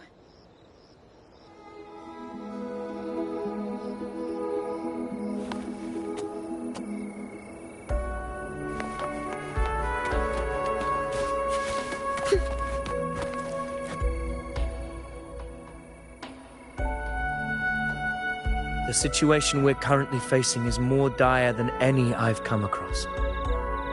For the sake of Septimont, I must momentarily set aside my quest for power.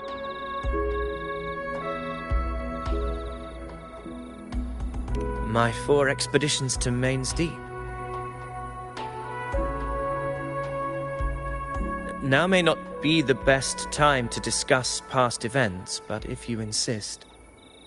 It dates back to a high tide 4 years ago. At the time, we were driven by the fury of the dark tide into the lower levels of the hunting grounds, the wastelands. I had no intention of emulating the feats of the 3 hero of heroes in conquering Main's Deep. But with the dark tide's blockade, I had to lead repeated expeditions into those underground ruins. Fortune, however, did not turn its back on us. In that dark and treacherous place, my companions and I managed to carve out a path to survival. Fate has its ways. Now only I remain able to face the hunting grounds trials. Many of my companions fell to the corruption of the dark tide. Those left barely overcame the dark tide's influence with the help of a plant unique to Main's Deep, Mizona. Even so, they still suffered from the torment it caused and were forced to cut their time as gladiators short.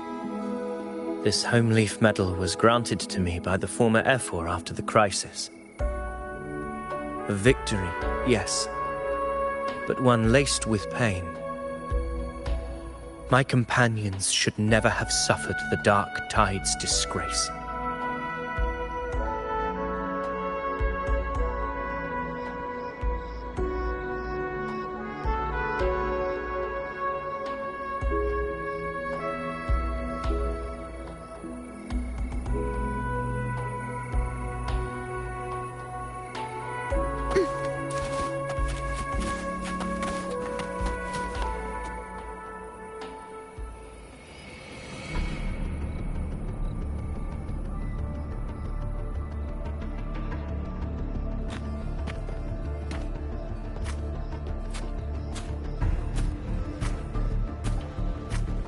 Messages have been sent to the encampment and all sectors of the main island, and defenses are currently being deployed per your instructions, Your Excellency.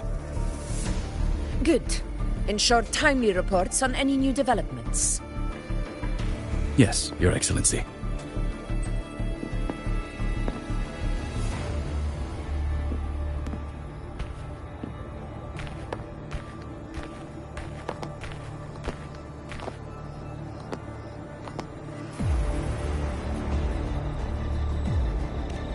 I've made arrangements for the war effort. Strategically, we must always brace ourselves for the worst. Communications with the Black Shores are also underway. The Eiphor's palace has previously established a connection with a consultant in the Rinascita region. We've reached an agreement granting the Black Shores permission to access Septimont's resonance nexus. They'll be able to monitor and collect data on the Dark Tide during the hunt. In return, should any complications arise, the Black Shores are to fulfill their side of the agreement and provide us with the necessary technical support. A consultant active in Rinascita? That's right. Her name is Wuthering. An interesting young lady. Left quite an impression on me. So it is her. Why don't you let me handle contacting the Black Shores, Augusta? We talk from time to time. It'll help make things smoother for us. Of course. I'll leave it to you then.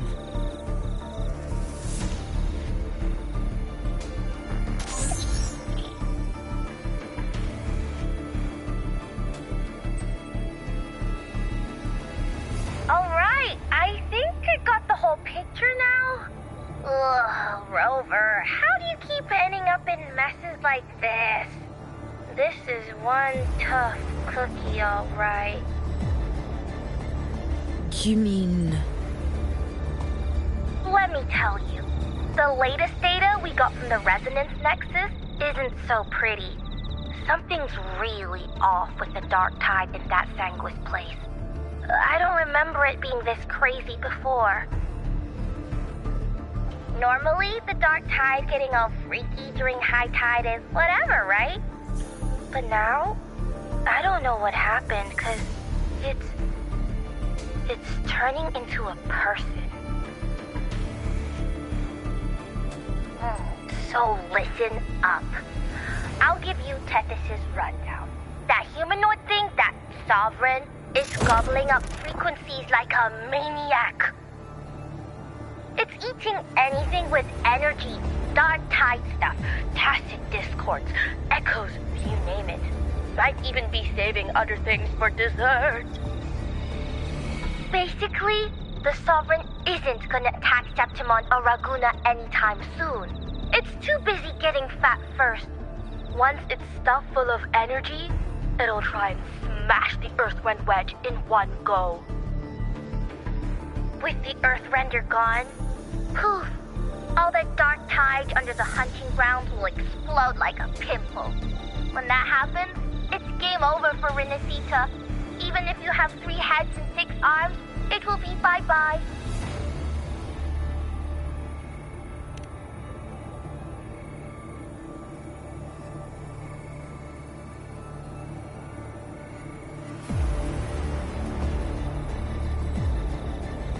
But, Smooth Moves team, cutting through the clutter, I see what you're doing. This Corosaurus is just the bait to hook the big fish, isn't it? Your real plan is to stop the Sovereign before it fully forms. Nip it in the bud. Am I right, boss? You are right on the mark. Heaven and Earth are in harmony. That's my reading, so your plan shouldn't have fallen apart like that. But then again, smooth sailing isn't always a good thing either. Too much harmony invites trouble. Tethys did pick up a strange frequency midway through the hunt. Everything was fine until that frequency came out of nowhere, and then suddenly the Sovereign took form way ahead of schedule. Talk about flipping the table. Well, let me get another reading. Oh, the cheese all messed up. It's kind of hard to see. It's like someone clouded the heavenly signs on purpose. One way or another, we must find the Sovereign. and stop it before it absorbs any more frequencies. This might be our only option for now. That's right. Supernatural powers or not, the Sovereign can't escape good old Tethys. Let me see. Yup. It's wandering in an area with a whole lot of other frequencies.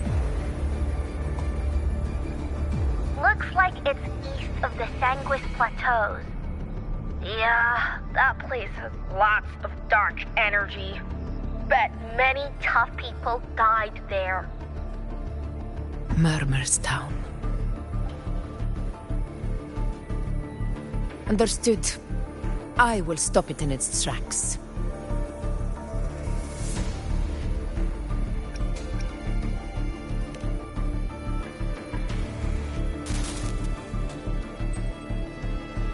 Your Excellency, with your permission, I wish to accompany you to Murmur's Town.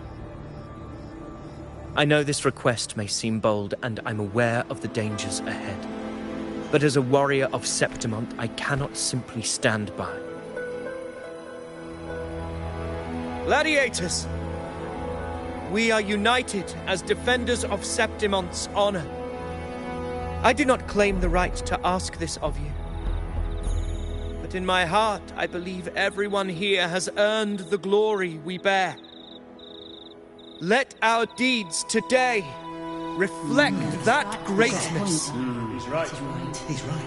Septimont needs us. That's a good point. We have to fight.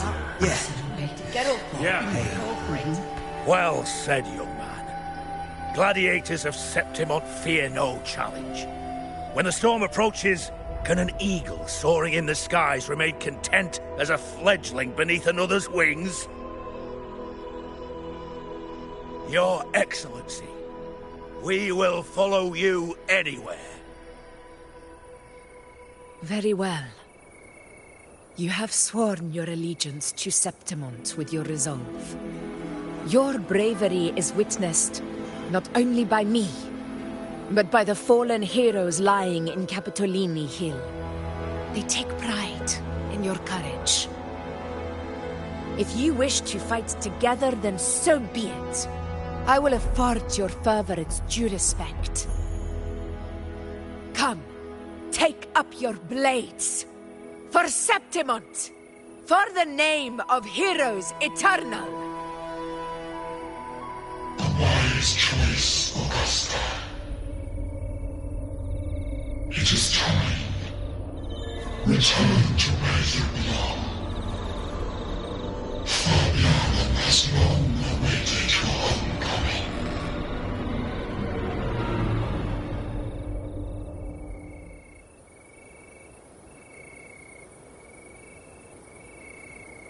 Murmur's Town sits atop the wastelands, below the hunting grounds. It has since become a forbidden territory, after the Dark Tide's corruption 16 years ago. Follow me. The Wingray can give us a lift.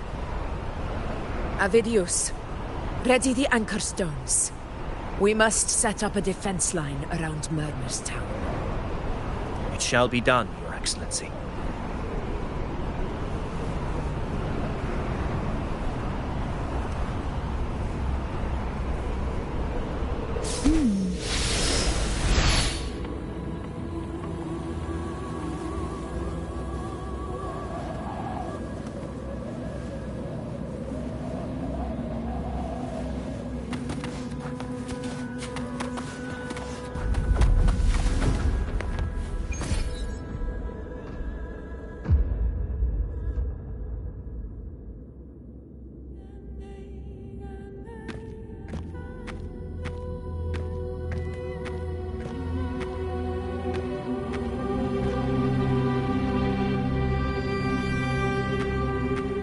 The wastelands.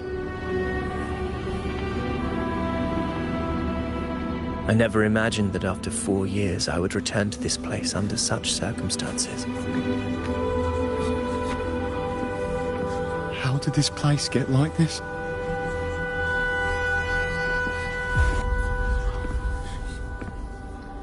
This is where the Dark Tide started 16 years ago. The fact that this empty shell still stands is a miracle in itself. Does this mean if we fail to stop the dark tide, Septimont too will... That's terrible. No, that's horrible. No. What shall we do? Warriors, do not let fear stand in our way. The untarnished glory of Septimont stands behind us. The devastation that befell Murmur's town 16 years ago will never be repeated. Because now, we are here.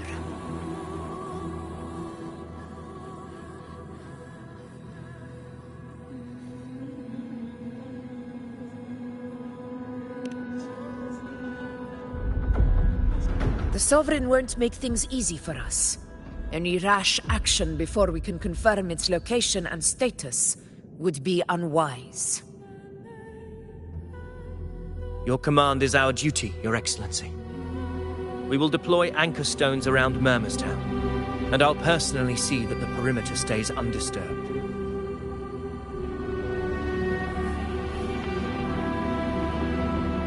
Yes. This will trap Sovereign inside the town. Good. Proceed as planned, Avidius. Now then. It falls to us to track down the Sovereign's whereabouts, Rover. Time is short, so we'll need to split up.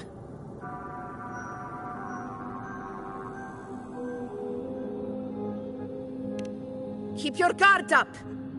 Those hollow figures do not be fooled by their stillness. Those are just the shell.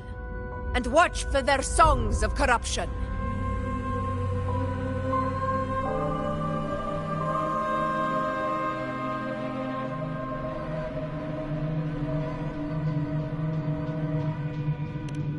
They were once our own. Brave gladiators, loyal citizens of Septimont. The dark tide not only twisted their minds, it also raised their corpses and turned them into mindless puppets. Not even death could set them free.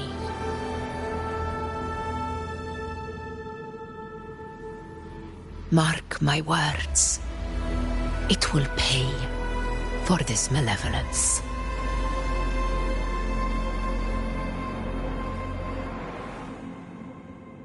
You take the upper area, Rover. I'll take the lower one. If you spot any signs of the Sovereign, or run into trouble, let me know right away.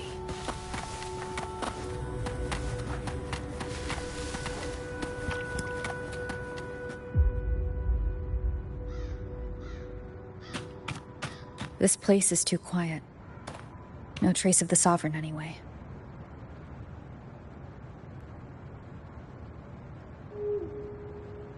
Hey, Wuthering. Can you help me track down the Sovereign? You got it. Give me a sec to scan things.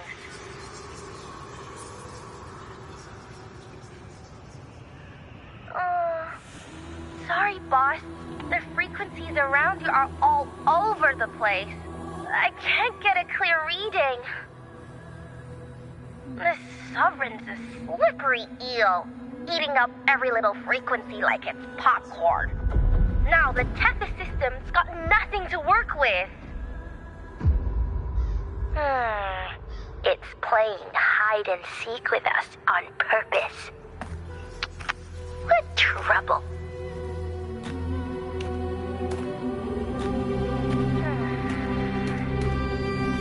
Hold on. What if you bring me some pure dark tide frequency samples? Maybe Tethys can use it to track down something with a similar frequency, like the Sovereign itself or the original dark tide. Could give you a better lead. Understood. I'll do what I can.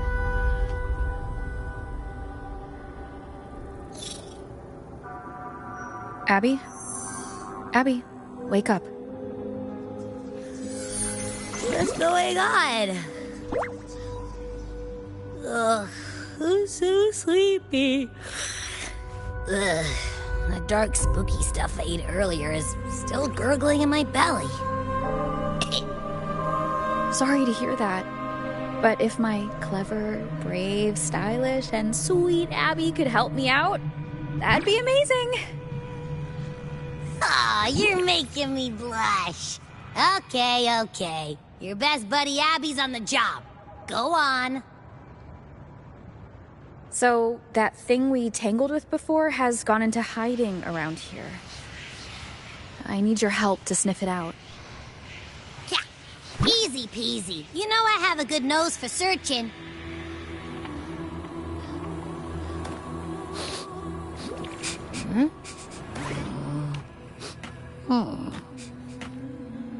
Find anything? The whole place smells like a dumpster fire.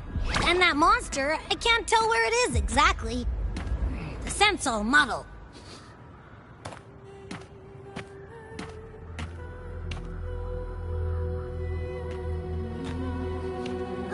There's something weird over there.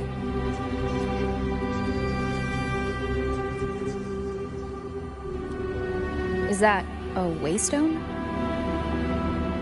I've seen those back in Septimont City. They're like signposts for Outlanders. All right, let's check it out.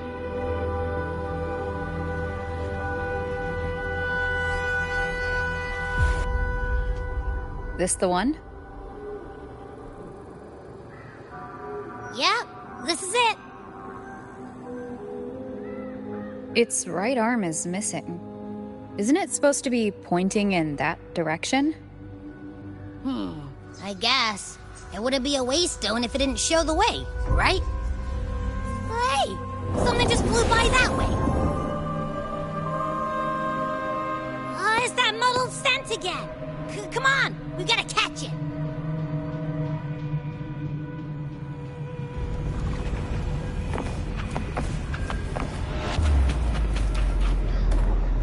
Look, it stopped over there.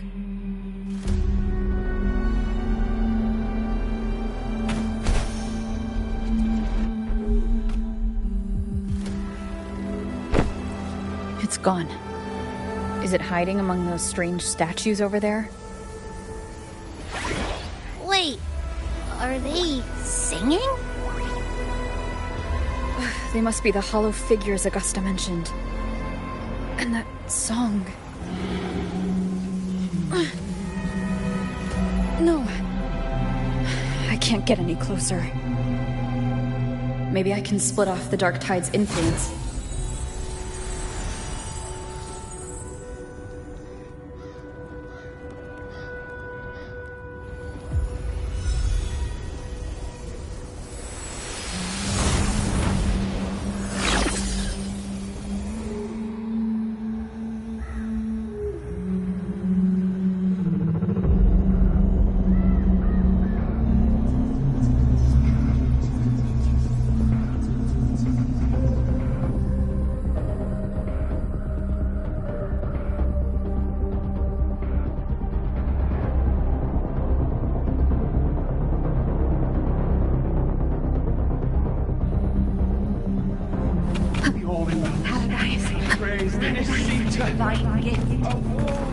Watch out!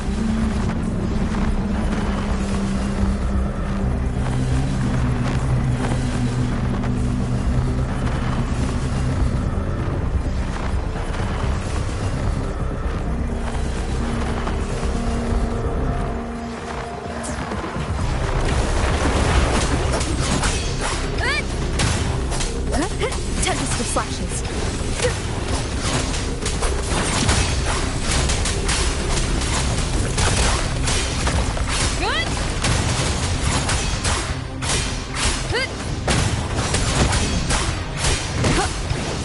It worked.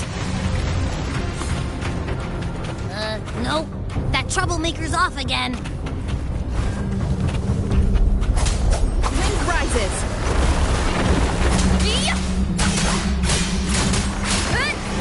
The wicked will face judgment.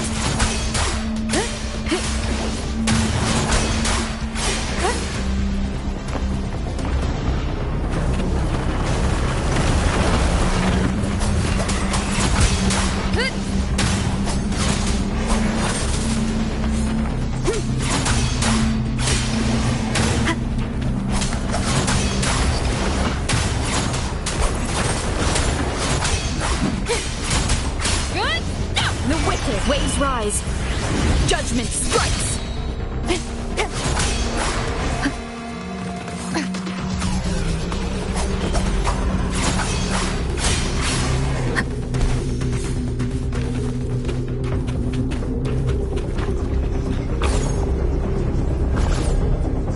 Now it's hiding inside a tacit discord? Ooh. Don't worry. We'll flush it. The wicked will face judgment.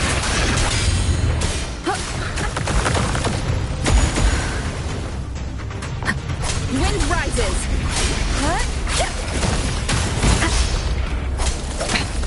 One more time.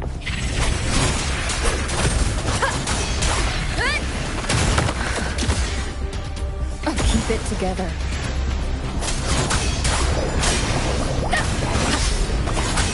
Good. Wind howls. Unfettered by bounds. Annihilation. The wicked will face judgment. Your hide-and-seek game is over. Time to finish it.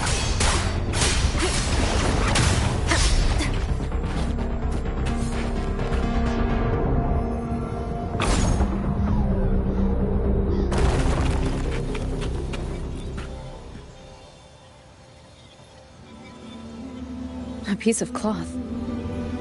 Looks like something from a gladiator's gear. But why here? This frequency is something else. Is it that same muddled scent you mentioned before? Well, it's got a bit of that smell, but the fabric's frequency is even stronger. It's not giving in. Kinda like a brave gladiator fighting a monster. I see. That waystone with the missing right arm had a sleeve that was torn. Why don't we take it to the statue? Maybe it will unlock the next clue.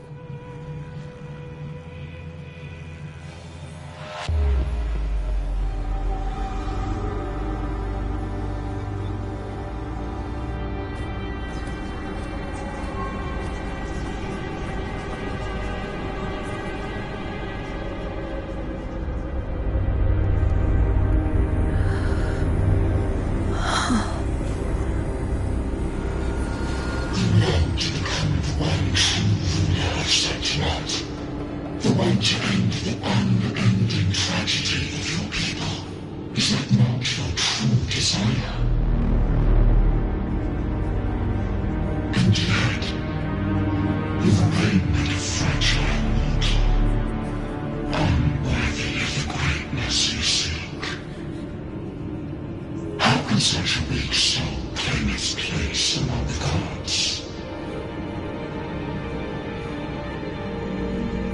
Deny it not, sweet child. Your heart is bare to us.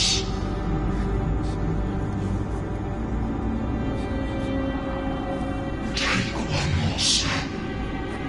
Grasp it. Feel it. Embrace it. Awaken this power through your forte, and shed the weakness of your pitiful shell.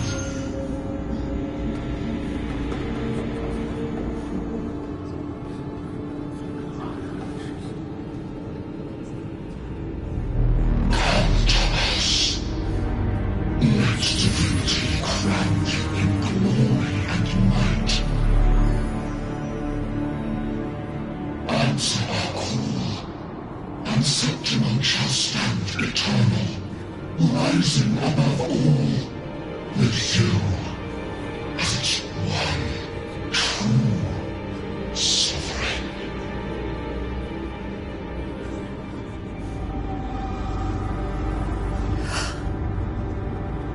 Angel.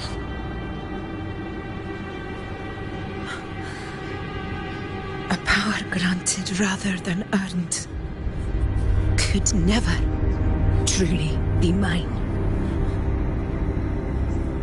If this power strips me of my will, how can I be sure where my sword will strike?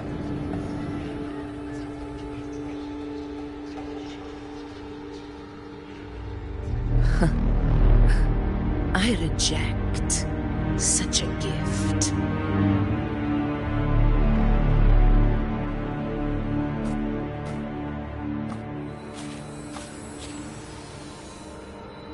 Augusta, I've got a lead. Location's on your terminal. I'll wait for you there. Copy. On my way.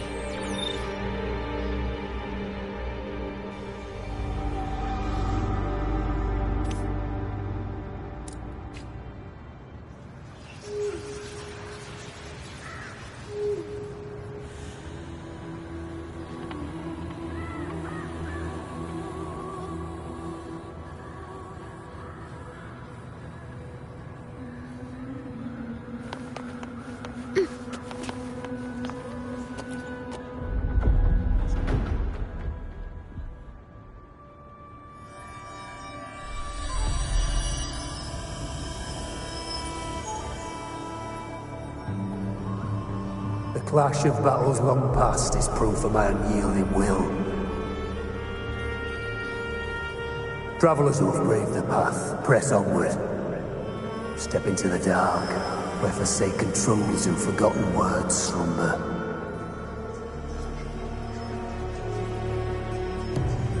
This is a Sonoro! Ah, the muddled smell makes sense now. A gladiator who fought the dark tide in Murmur's Town to his last breath. His frequency still lingers to carry on the fight. Thank you for showing us the way ahead.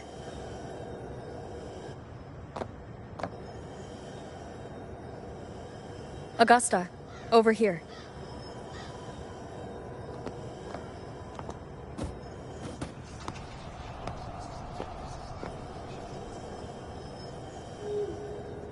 Is this a Sonoro?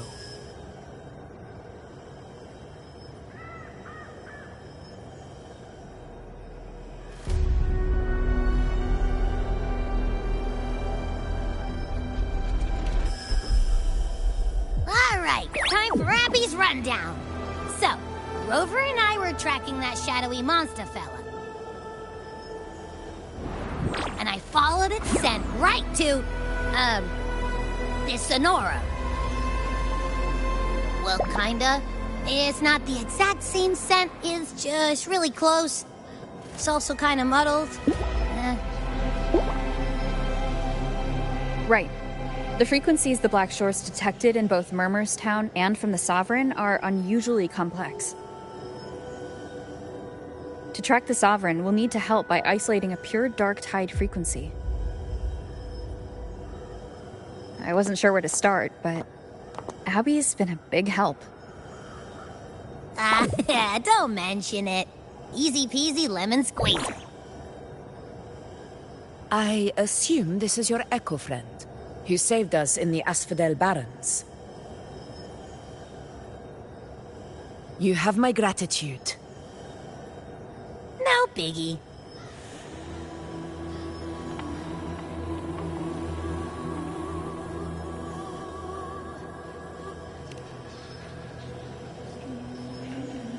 The level of power it showed is indeed questionable for an echo. But I trust it, as much as I trust you. No need for explanations between allies. Did you hear that? Through me walk the path of glorious ascension. Through me enter the city of eternal bliss. Yet all who enter must first forsake all hope.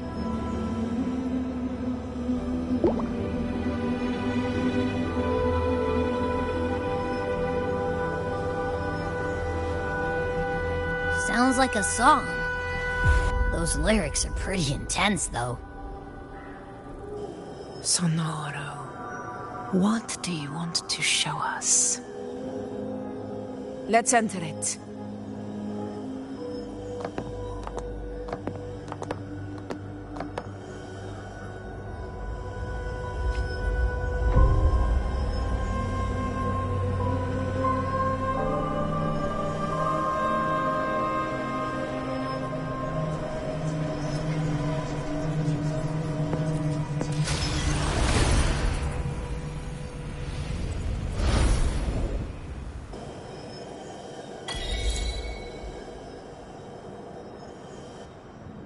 Are we still in Murmur's Town? No. There are small differences.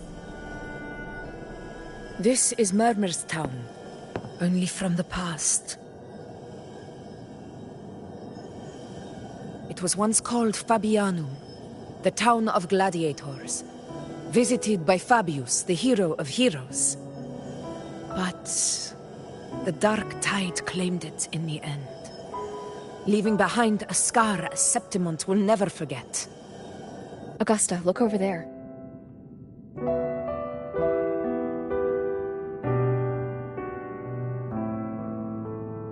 Are those lingering frequencies from the past? Let's follow them. It might lead us to more answers.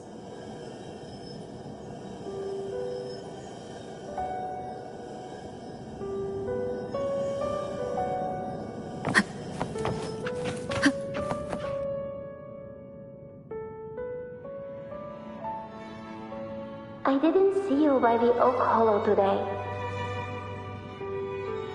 You promised we'd go explore Main's Deep together. But don't tell me you got roped into errands again. Sorry. Otto got hurt, and Uncle Philo shot on help at the shop, so I volunteered. But I lost track of time. All right. But isn't it odd how people always come asking you for help? We're children, after all. I don't know. Me neither. I guess it is high tide season. Uncle Philo must be busy at his forge. Even Ma and Pa are busy preparing for the hunt. If only we could find our way to Main's Deep. Maybe we'd hear the hero of heroes whispers and gain a mighty resonance, just like in Grandma Rosa's stories. If I were strong enough to join the hunt, maybe Ma and Pa wouldn't have to work themselves to the bone. You're strong to me, Angel. Sometimes I wish I could be as strong as you. I don't think I've ever had your gifts. Father always said, you swing a sword fine enough, but your resonance ability is average at best. Not gladiator material. Average? I don't believe that for a second. Come on, let me see your hand. Your tacet mark's there, right? Hey, why are you hesitating? Show me.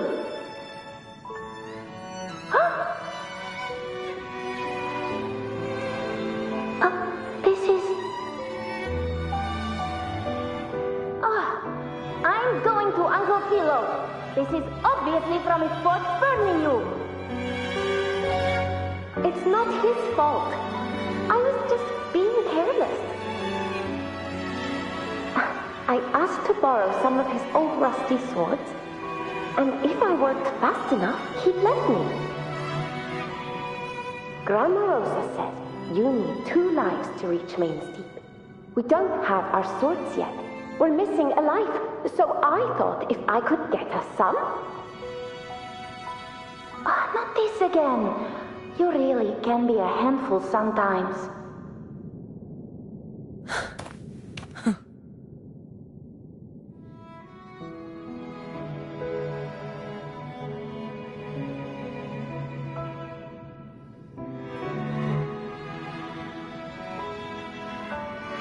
Yes, 16 years ago. Right before the dark tide hit. Huh? There's that floating thing again! I think it's trying to lead the way for us this time. We should follow it.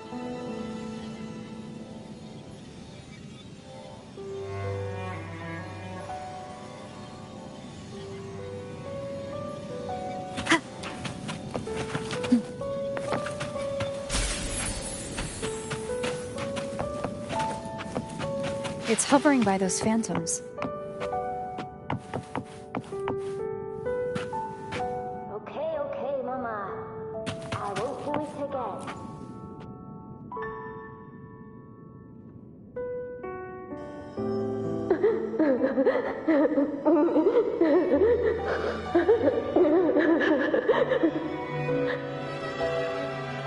There you are. Oh, I was looking everywhere for you. Here, take some of these candies. Grandma Rosa gave them to us.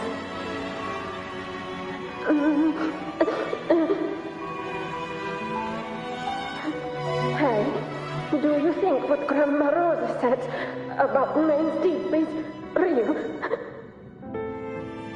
Like, if I really had the hero of heroes whisper in Okolo, do you think I could ask them to fix my brother's leg? With the resonance ability that powerful, maybe he could get better, just like how he was. The grown-ups keep saying how awful this dark tide will be. And my brother's leg, it won't heal. They said he'll never be a gladiator now. In that case, why not try your luck in Oak Hollow? You can take my sword. Just make sure to bring it back to Uncle Philo later. But aren't you coming too? There's no extra sword.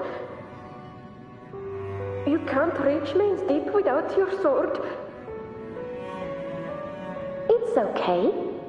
I'll wait till next time. I'll find a way to get more swords, so everyone can have one. That little girl. Does her voice sound familiar to you? I feel like I've heard it somewhere before.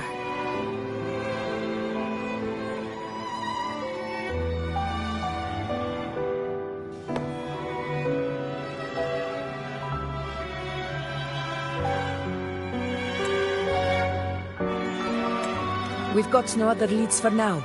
Let's check it out. More phantoms of the past.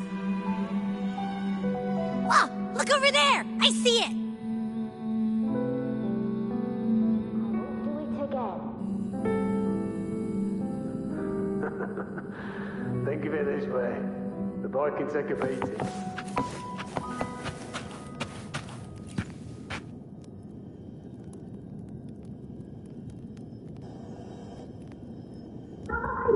You are there! Oh, he wouldn't believe what happened.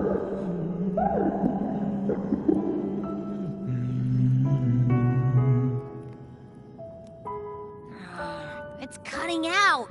I can't hear what it's saying. Rover, that floating thing. Seems like it's distracted.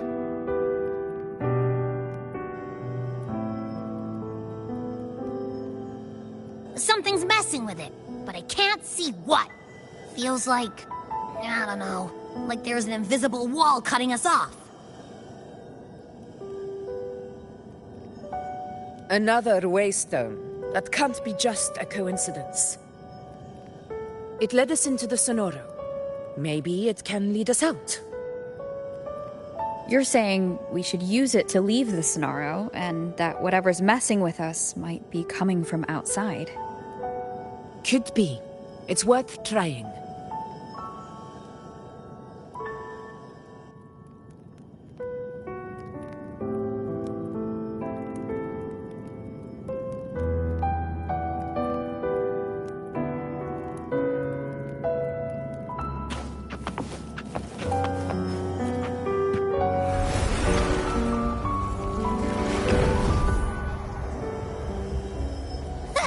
Can't believe we actually made it out.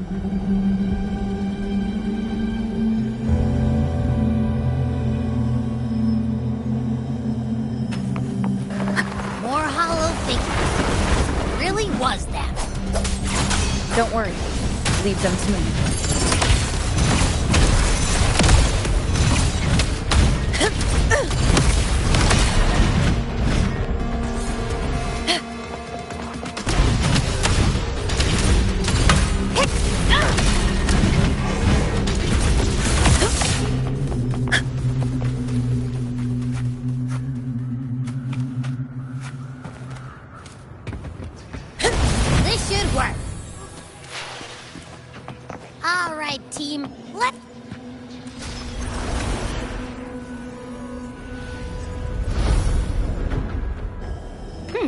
Seems like our little flutterbug has finally calmed down. Huh. Let's go look at the phantoms over there.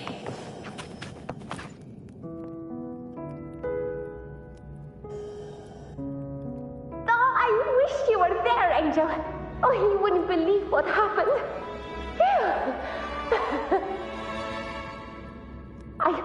I only ran a few laps with Eric, and guess what? He got so dizzy, he tripped over his own feet and smack!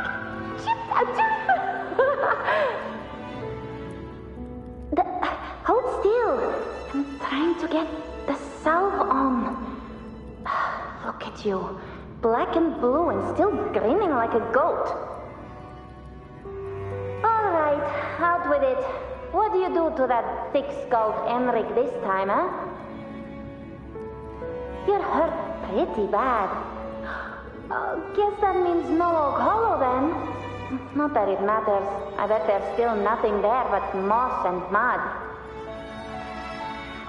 He was picking on the little ones. I couldn't just stand there and watch. So I told him, learn how to kneel before asking others to. And that's when he snapped. Couldn't beat him, but still threw down. That's just like you.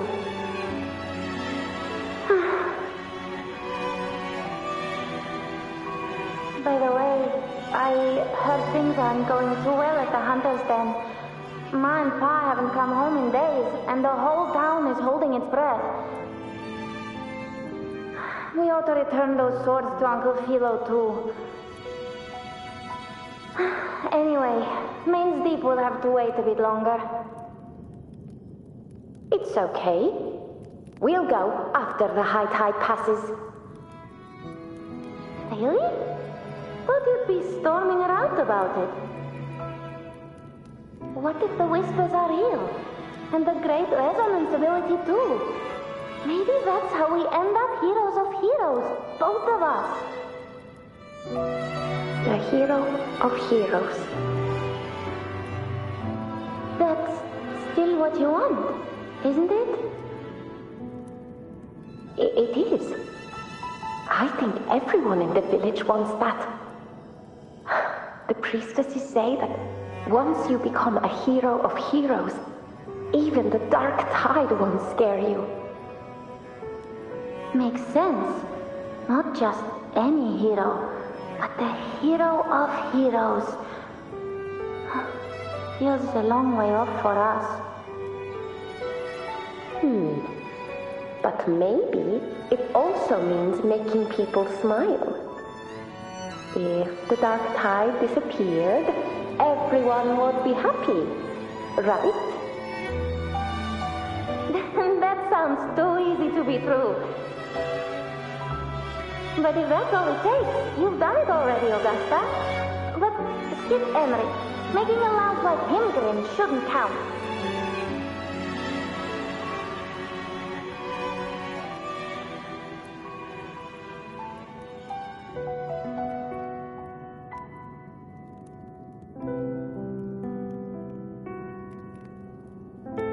Augusta.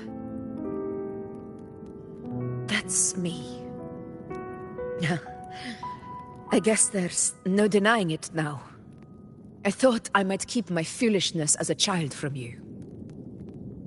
So Murmur's town, Fabianum, is your hometown? Yes.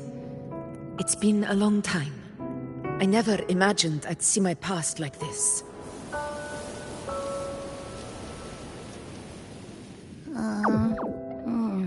I'm curious. About Main's Deep and the Oak Hollow? Yeah. The name Fabiano once stood for glory. As Septimont's front line against the Dark Tide, it held the honor of receiving legends, like Fabius, Attilius, and Valeria. Perhaps that's why Hero of Heroes' tales always lingered here. The most popular one was the tale of a great journey to Main's Deep, the ruins of an ancient civilization. It was said that if you brought 2 lives, yourself and your sword, you'd be granted entry. And within, you'd hear the unceasing whispers of the legendary heroes. Whispers, they say, capable of awakening resonance ability, as mighty as the hero's own.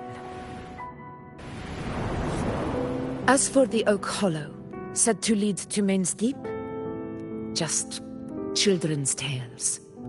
No one ever knew if it was real.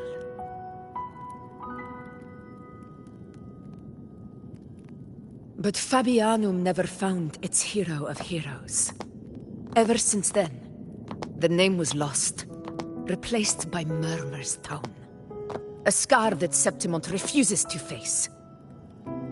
The whole town held out until the very end, yet no aid ever came from the city of Septimont.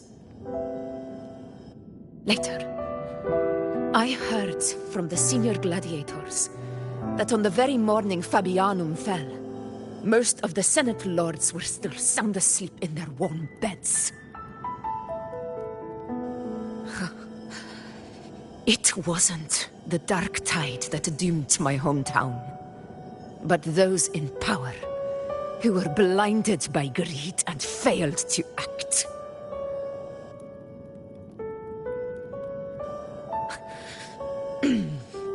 Forgive me. I let my emotions get the better of me.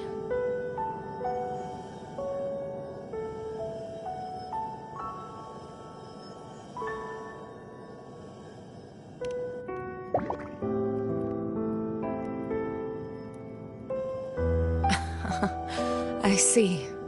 Then perhaps I should spend more time with you, like Yuno once did.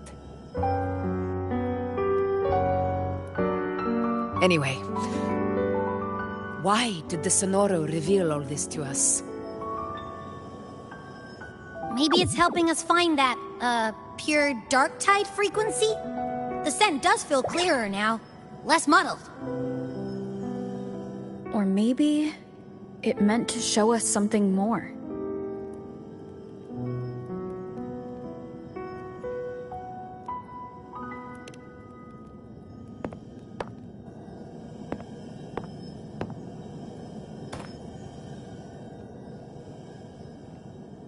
A soul who endured the Dark Tide's corruption, and still fights to speak the truth.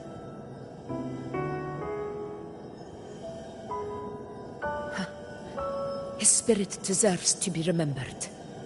I will go to witness that truth with my own eyes.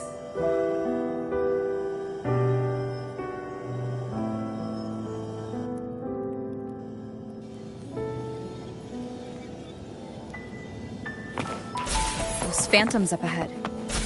Looks like they've lost control.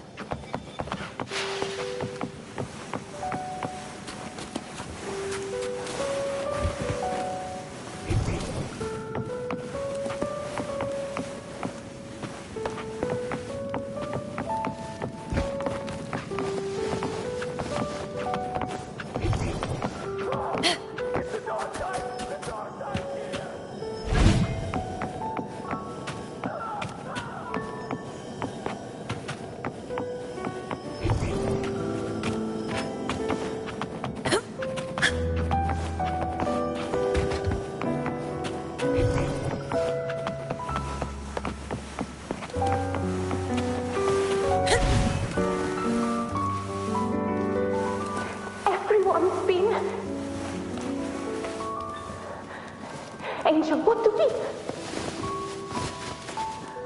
Angel, what happened? You're bleeding.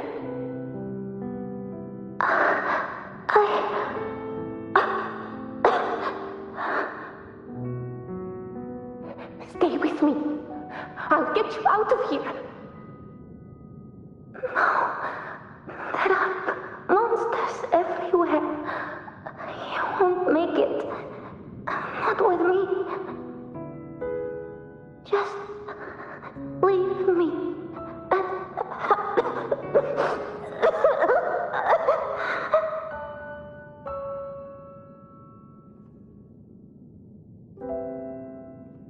Huh? It stopped again! I don't hear anything. Did it end just like that? I remember being trapped inside with Angel, surrounded by tacit discords. If it hadn't been for a brave gladiator stepping in and fighting them off with his life, none of us would have made it. Perhaps we recreate what happened back then, to stir the phantoms. We defeat the tacit discords, just as that gladiator did. But they're just phantoms. How do you fight something that's not even real? Again, we'll fight them outside the Sonaro. Oh, right! The Waystone!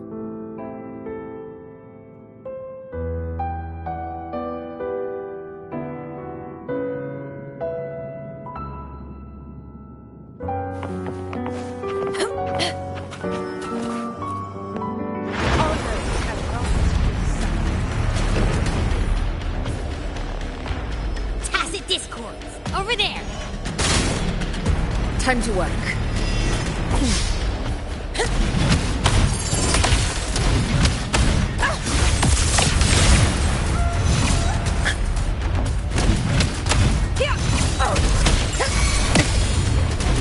In one strike!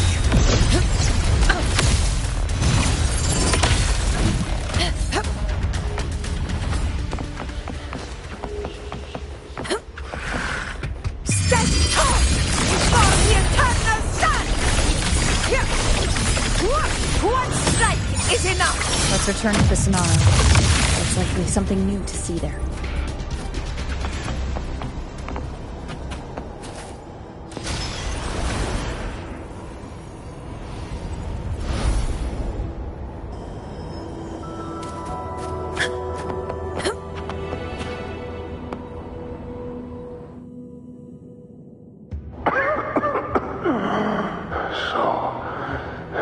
This is it.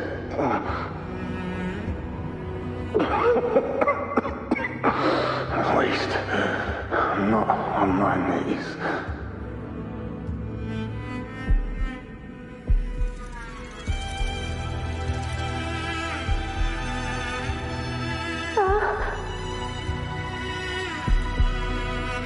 He's not breathing.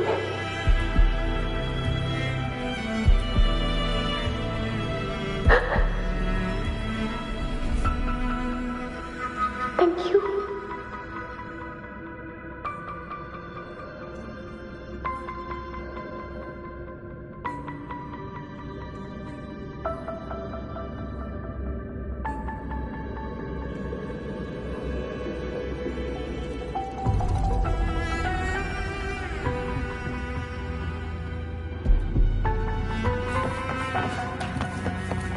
Stay close, Angel.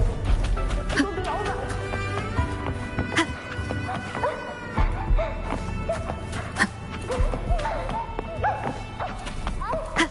It's over by the alley. Let's go this way. Hang in there.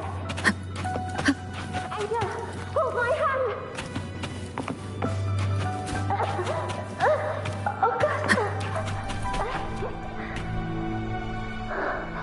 Augusta, are you going to face it alone? No, don't. Just come with me. I promised I'd get you out of here. No! Augusta! Augusta!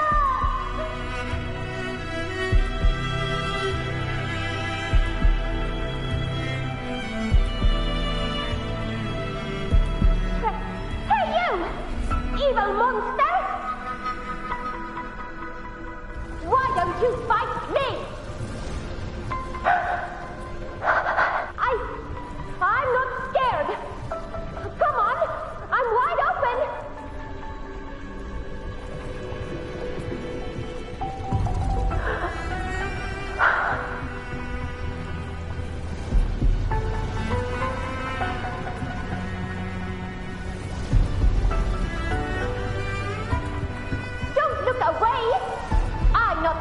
you can ignore. No! Not there! Look at me! I said, look at me! Angel! Angel! The dark tide answers only to strength. Those without it are doomed to be forsaken. Augusta, my brave yet fragile child, your strength is far too feeble, unfit to sate the hunger of the dark tide.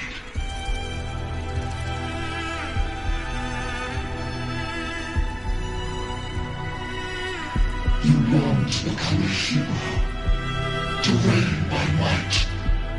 But tell me, can the throne of glory be claimed by one so weak?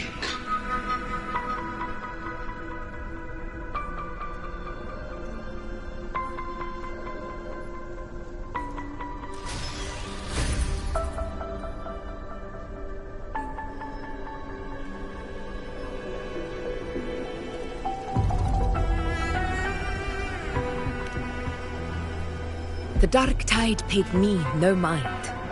Its target was always Angel.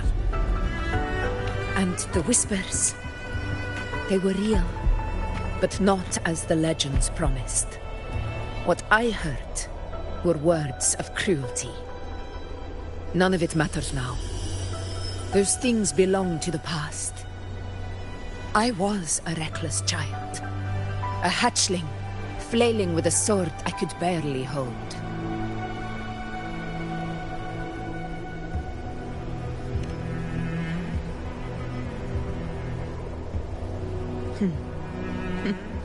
True. Though back then, I didn't really have a choice. This is Septimont, a place where ideals bow to strength. As a child, I had no desire for power. But in the city of Septimont, if I wished to rise beyond my origin and silence arrogance dressed in fame and fortune, I had no other path. Now, my strength speaks in my stead, and my blade cuts down every slander. All but prejudice. I know well what those parasites in the Senate are plotting. Draped in the Temple's name, they manipulate public opinion to secure themselves a place on Capitolini Hill. But their absurd schemes betray only fear. Too afraid to face me, they skulk in the shadows, hoping empty prophecies might bring me to my knees.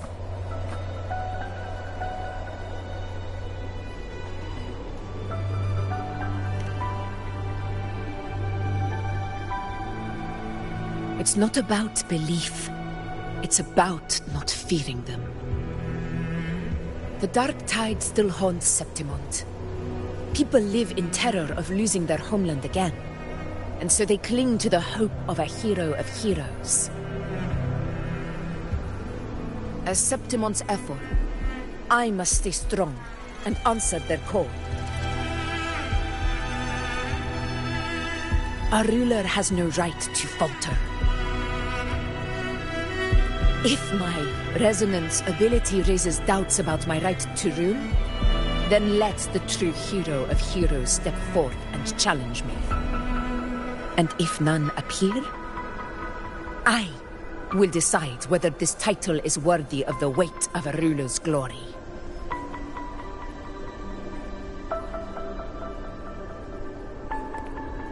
One of the prophecies speaks of a hero of heroes, wielding extraordinary power, rising from the dark tides. As I see it, you, Rover, fit that image well.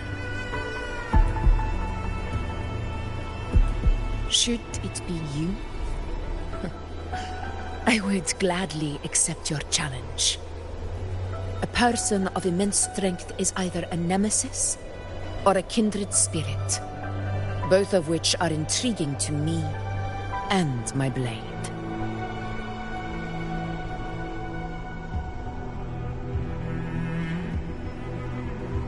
Me? Honestly, the thought never crossed my mind. From what I've seen, being a true ruler isn't about having immense strength, whether that's a powerful resonance ability or sheer might.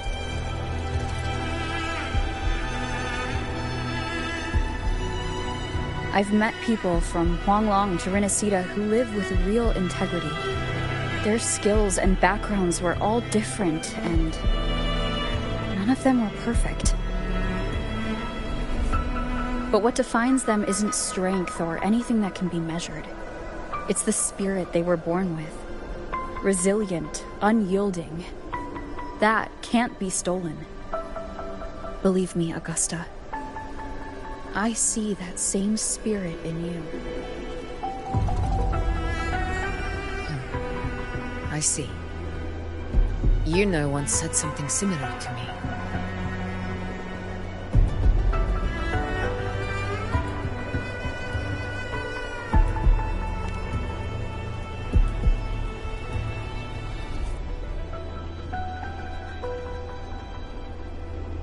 What happened within the Oak Hollow remains a mystery.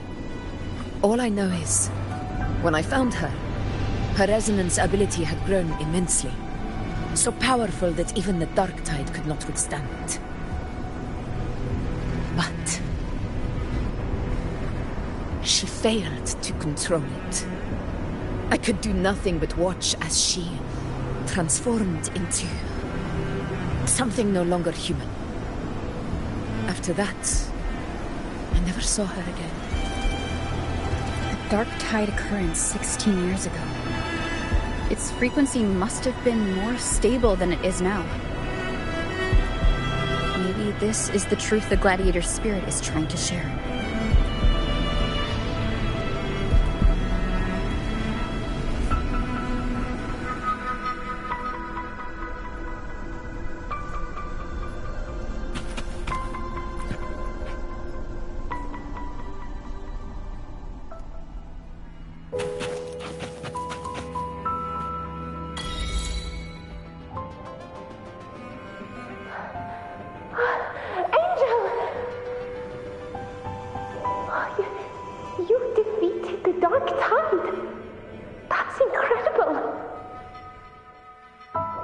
Your wounds? They're gone. Oh, thank goodness. Did the Whispers give you their cover?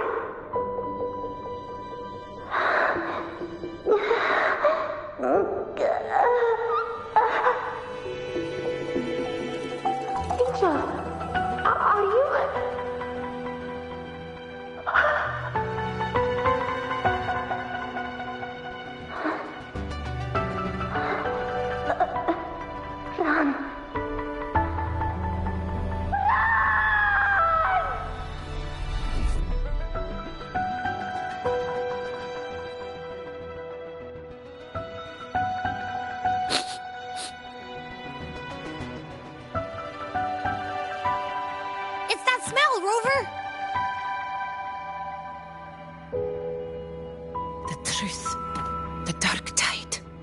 And the pure frequency.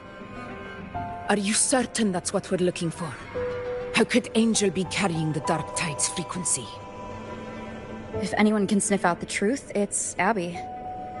But just to be sure, I'll send the data to Buling once we're out of here. The Black Shores will give us an answer.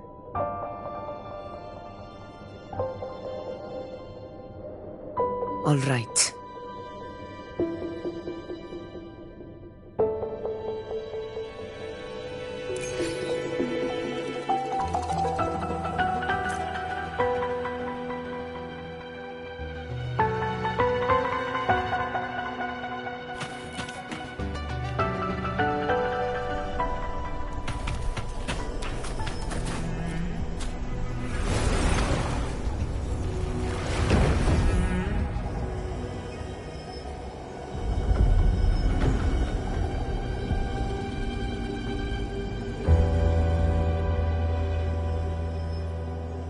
It's all done, boss. Tethys ran the data through a couple filters, and we zeroed in on one spot in the hunting grounds. Pretty sure that's where the Sovereign's been hiding. I'm sending you the coordinates now. So, the frequency we collected really was from the Dark Tide. Yeah, looks that way. But this one's weird.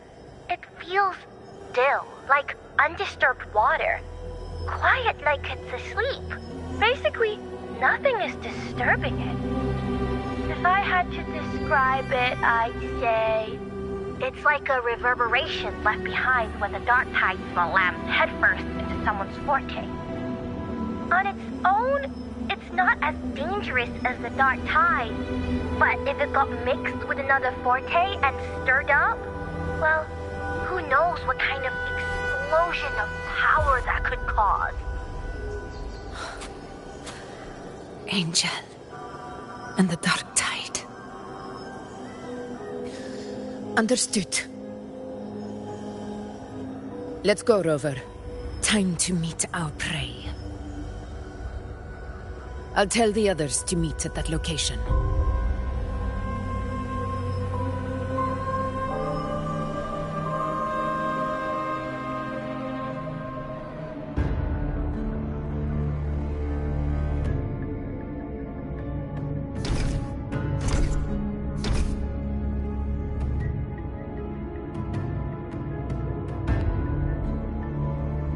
Please hurry, everyone. The anchor stone must be in place before the Sovereign's hunt begins. Such devotion. Forgive me, but you seem to forget your place, Avidius.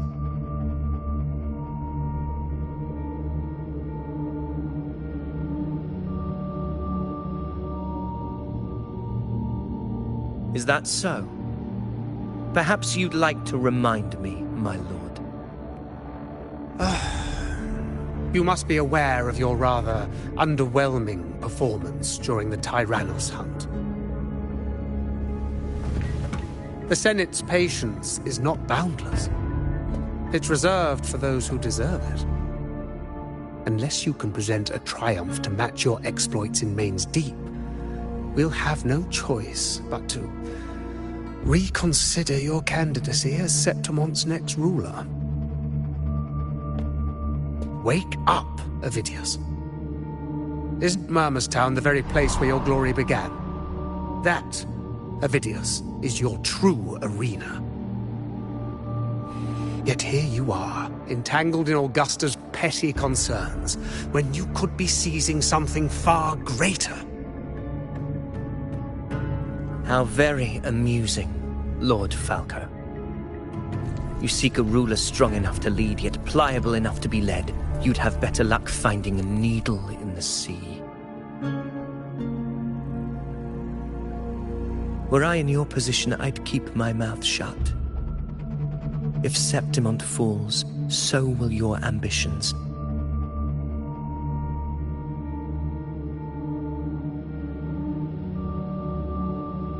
And allow me to remind you, I entered Main's Deep because I had no other choice, and my duty as a gladiator demanded it. The blood I shed, the blade I wielded, these were proof of loyalty, not entertainment for the Lords. If that's how you see it, then perhaps it is I who should reconsider this alliance. How dare you? Ha! Got some grit, eh?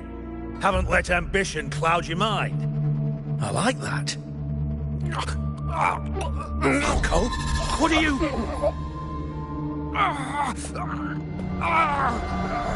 Watch out!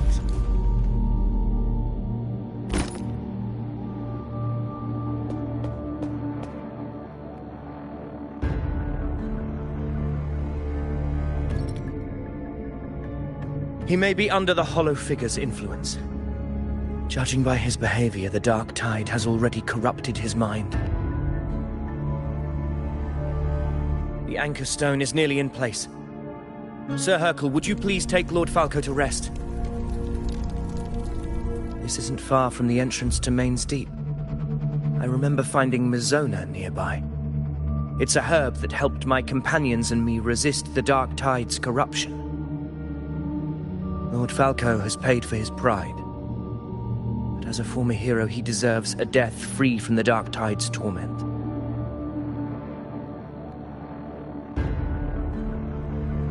I will do what I can to help.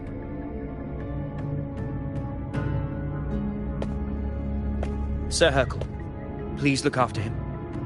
I'll bring the herb back. I promise it won't take long. Don't worry. All right. You go do what you believe is right.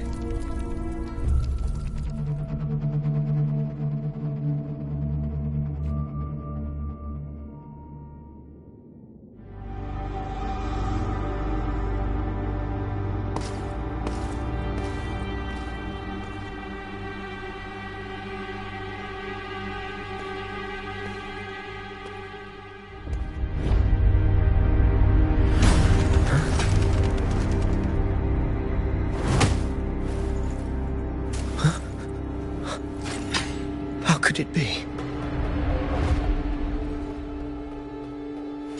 No. It must be the Dark Tide's illusion.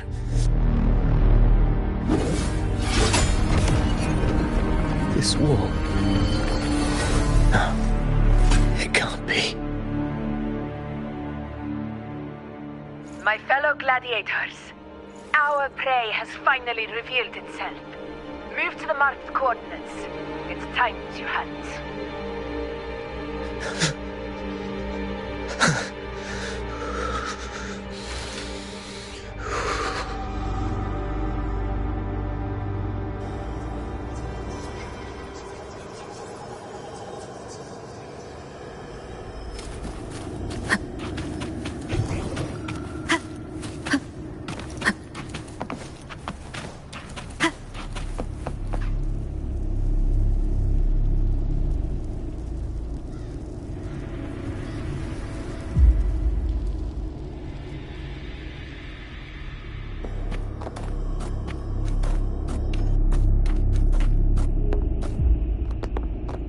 This is the place! The smell's getting stronger!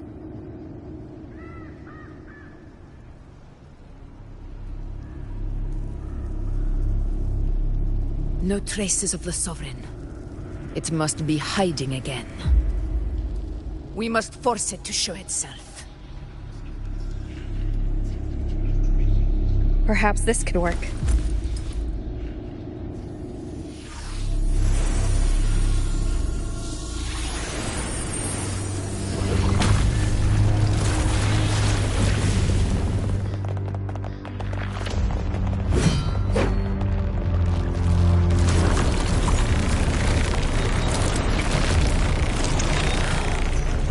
Over there.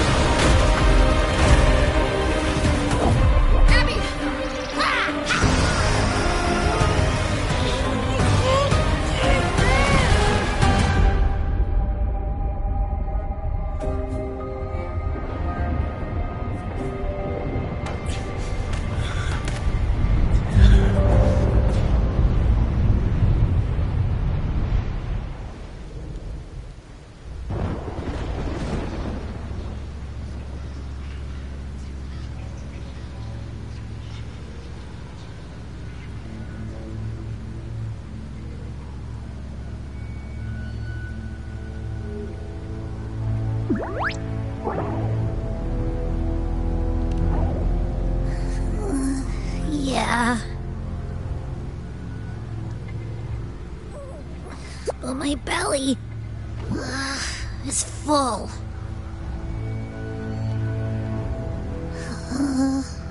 I'm so tired.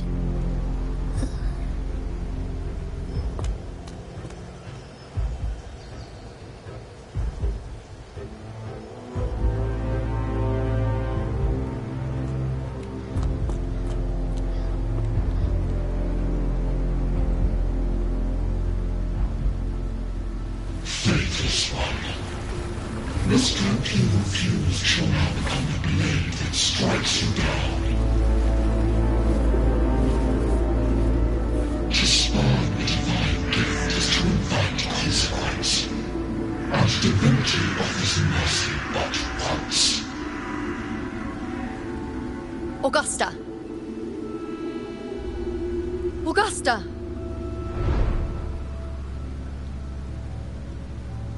You know,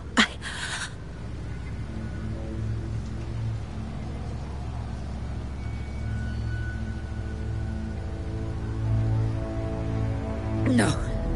It can't end like this.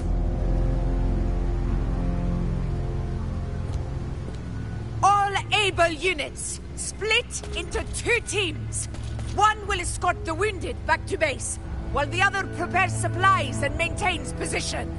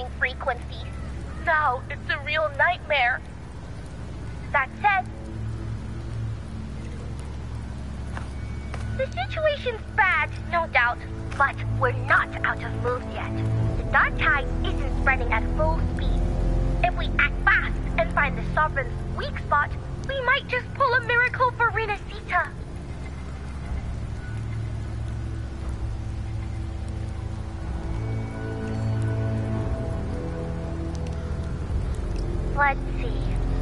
Fire under earth, light be blocked. That's it!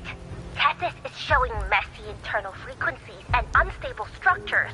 Looks like after stuffing itself with all those frequencies, the Sovereign's completely scrambled inside. If we can stir up the mess in its gut, even with something small, we might just throw him off balance. And then maybe we can wrest the Earthrend wedge back and readjust it.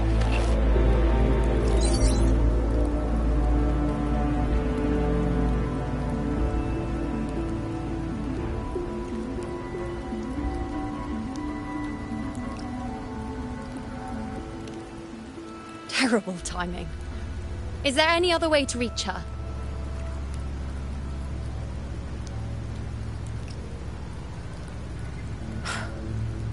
It's the Dark Tide. The entire frequency range is under its control.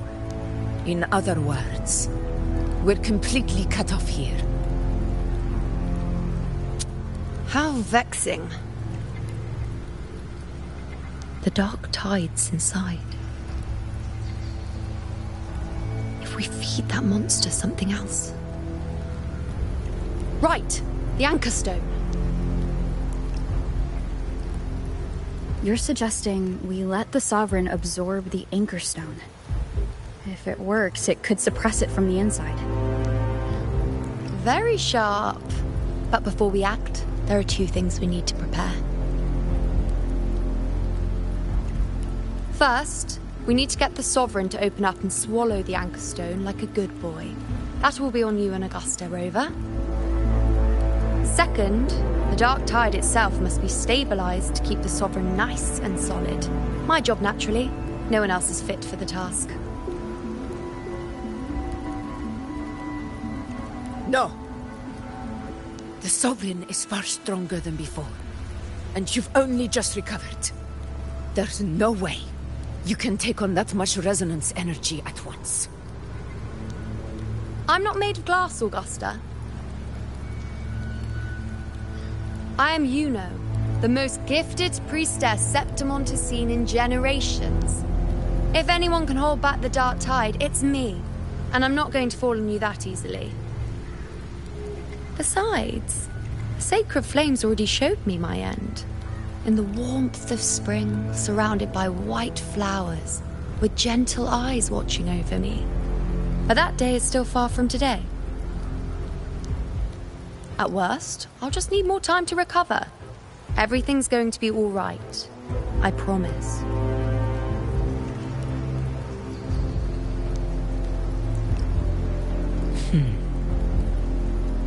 Then it's settled. I'll let you prepare. Just give me a signal when you're near the Earthrender. I won't be able to hold the Sovereign's form for long, so make the most of that window.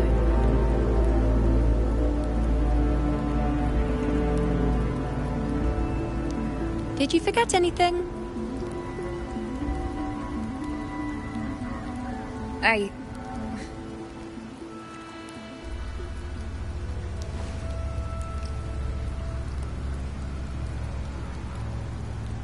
Useful, isn't it? Keep it close. No matter where you go, a part of me goes with you. Got it?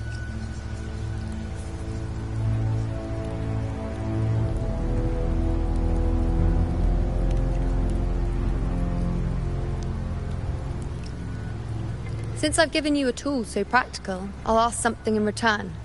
Just one thing.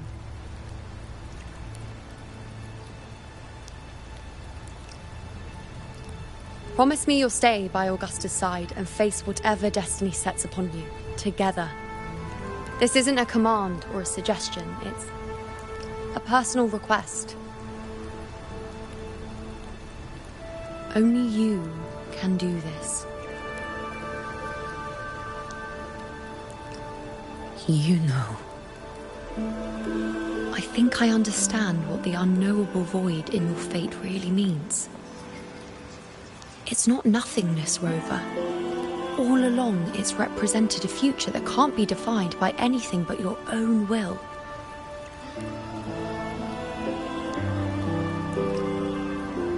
As long as that void exists, you control your story. Your existence is the meaning itself. So please, support Augusta with everything you have. I've seen how much she trusts you.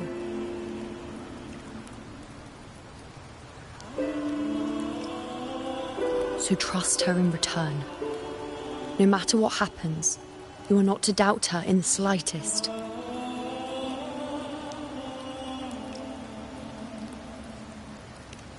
That's the spirit.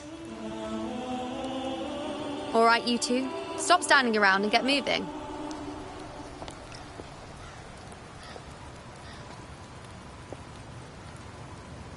The sooner you settle this, the sooner I get to leave this boring place.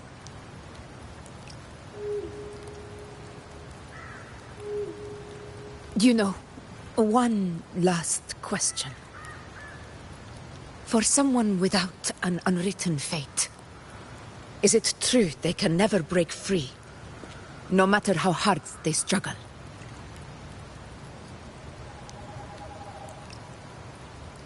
I don't know.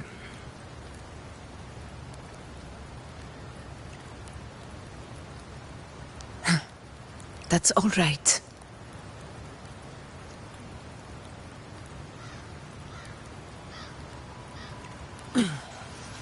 Let's go, Rover.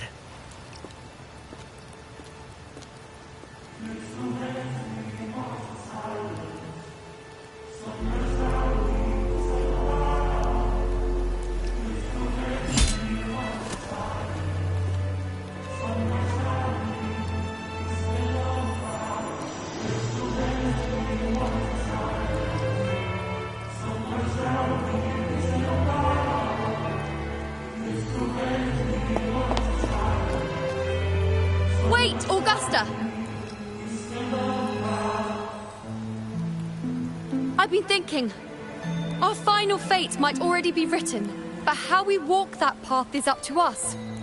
We as humans are meant to carve our own way forward.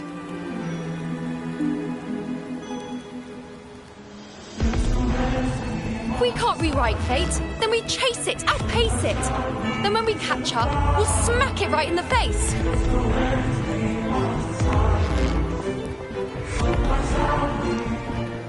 Don't forget what you once said.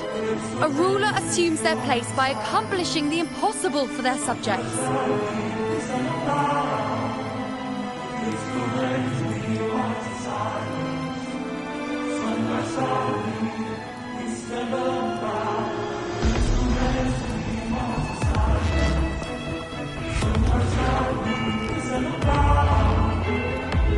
Let's head to the borders of Merla's town. The anchor stone Avidius and the others set there could come in handy.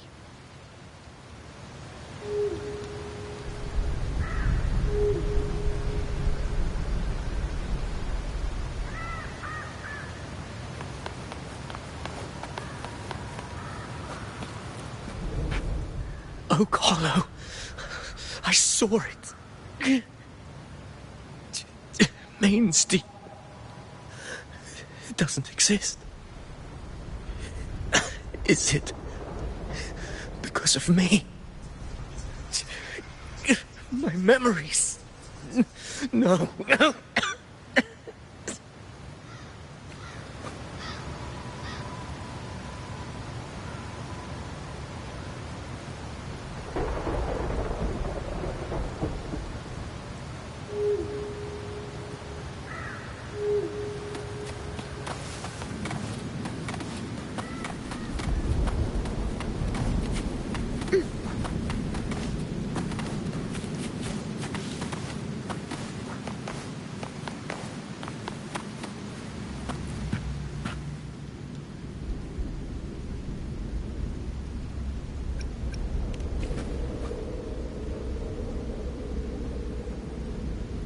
Here.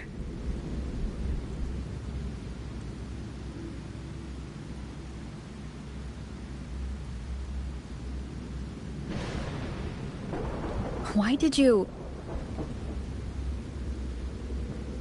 Buling mentioned even something small could have a great influence.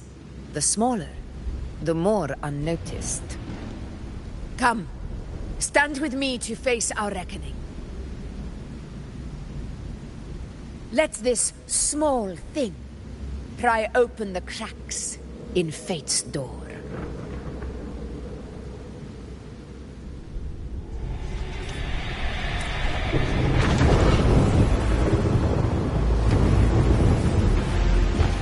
Leave it to me.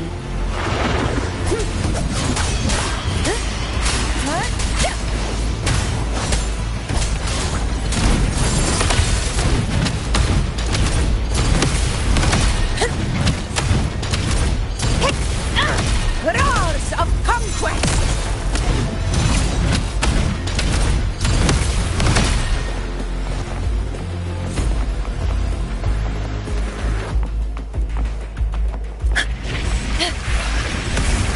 In control.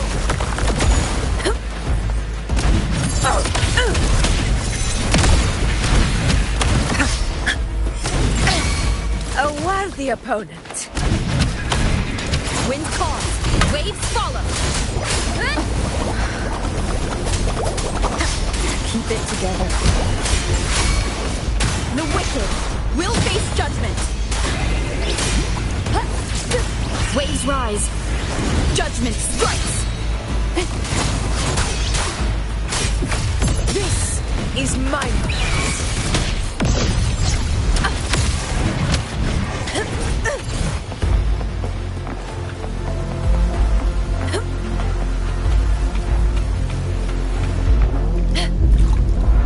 Honor cannot be sundered.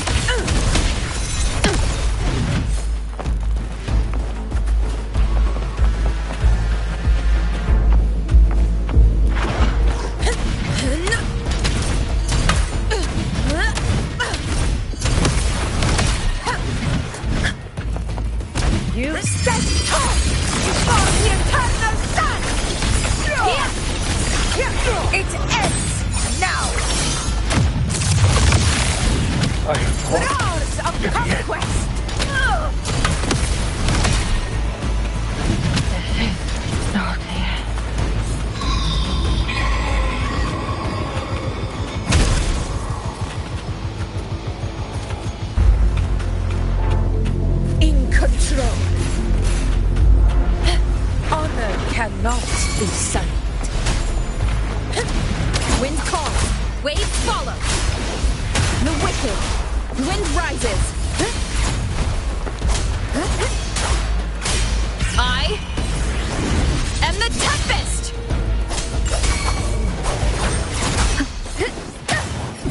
Conquest begins now.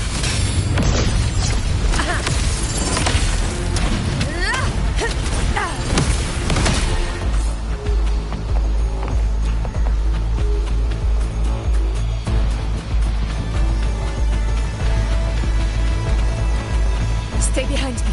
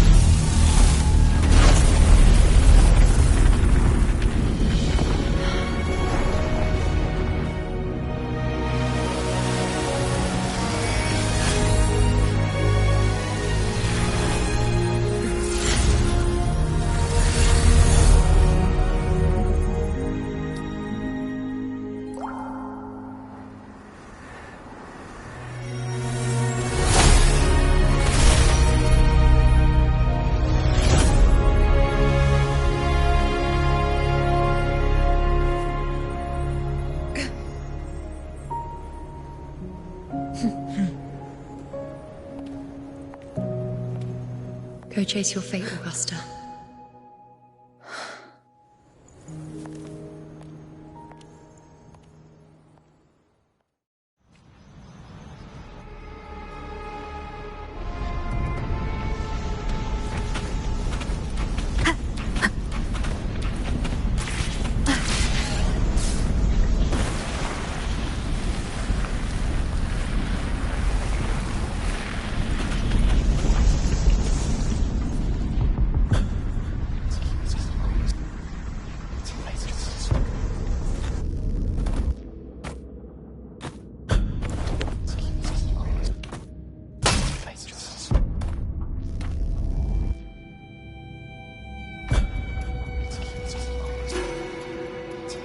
Nothing, just something on my mind.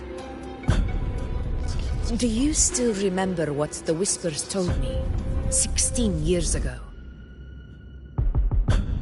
The Dark Tide answers only to strength. Those without it are doomed to be forsaken. Now I think of it, it is rather interesting. I've never told anyone this before.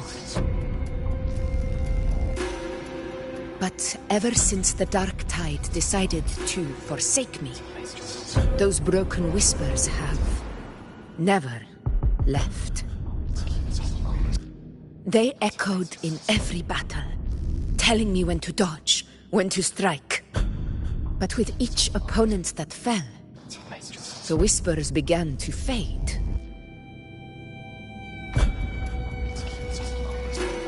Until I became the Eiphor. That's when they returned. Louder, never giving me a single moment of peace. I tried to shut them out. But every time I strayed from their guidance, fate would strike me down in the cruelest of ways. I thought I was the master of my fate. But the truth is, they always knew the path better than I ever could. The old prophecy about Raguna, that they once whispered to me, has come true. Now, it is time for me to put their power to the test. Leave it to me.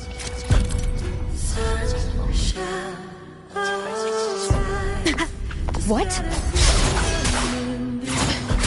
What exactly do you want to do?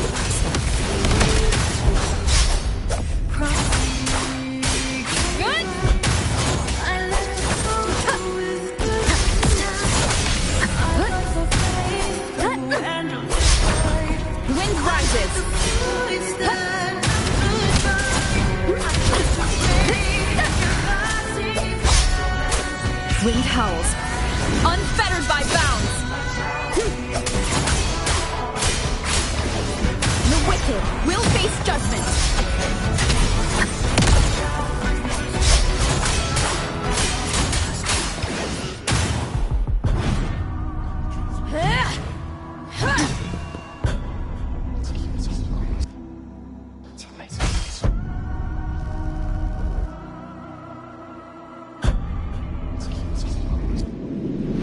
One of the prophecies speaks of a hero of heroes. As I see it, you, Rover, fit that image well. As long as that void exists, you control your story. Your existence is the meaning itself. So this is her plan. Using this battle to mark me a hero of heroes so the temple's prophecy will be fulfilled. Augusta. Give everything, Rose. I have realized this is the duty I must fulfill. Ha! That's it. Show me your strength. The one who stands beside me for the throne is you. And only you. Waves rise. Judgment strikes.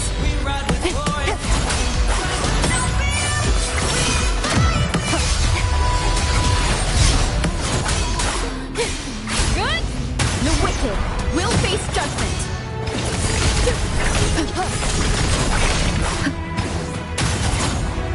Wind rises.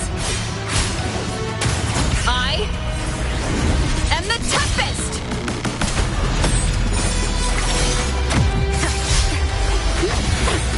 Annihilation!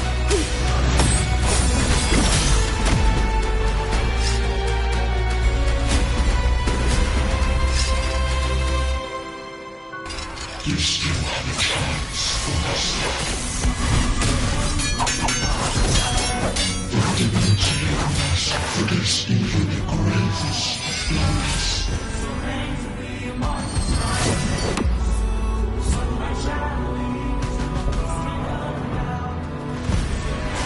Resist no longer. Do not waver. Step forward and receive the divine gift. With this power, you shall rise as the one true ruler of Septimont.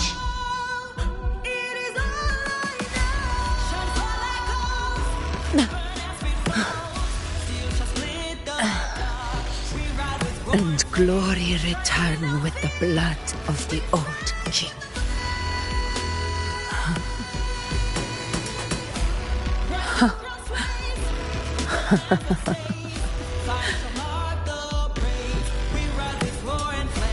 You proved the prophecy true.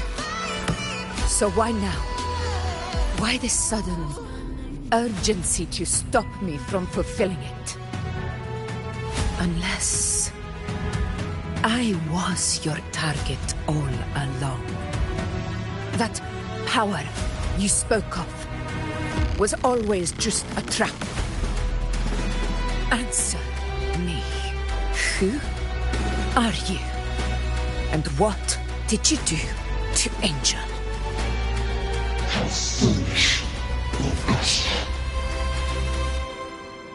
The will of the divine is not to be questioned. Alas, mortals are too small to comprehend the grand vision.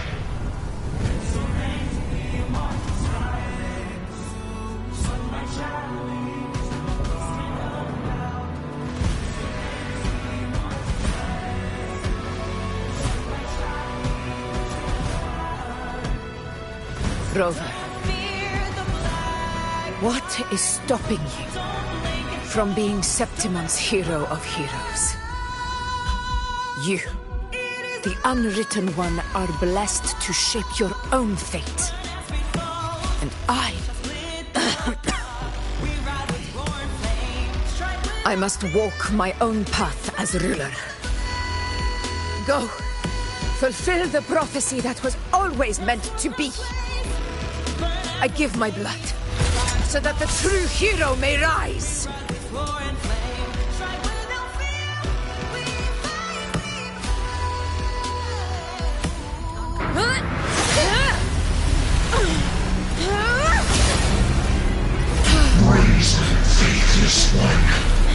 Receive the judgment of the heavens. The sacred crucible shall reshape your soul. Phil, I already said Ragina's divinity didn't get a seat on the ship.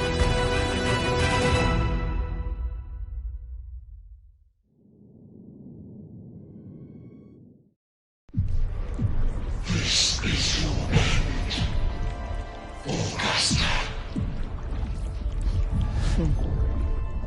But we're not done just yet.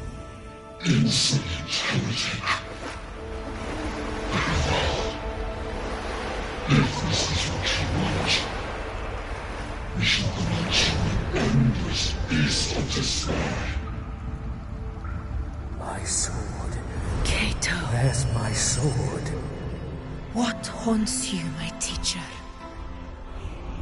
A hero shouldn't fall to the dark tide. I need my sword to fight back.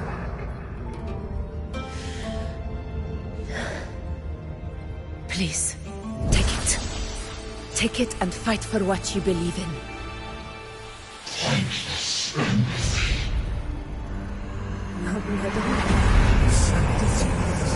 Let's go. I'll go over the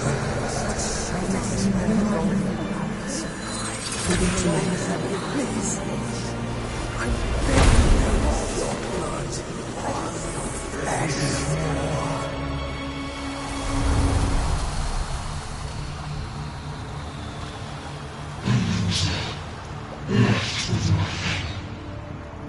Doomed like a speck of dust. The throne of glory will never be claimed by the weak. A loser. Left with nothing. How wrong you are. My lady. People follow. Allow me to join you. For it never fails to light their way. This is how I lose. I will show you with my own fist!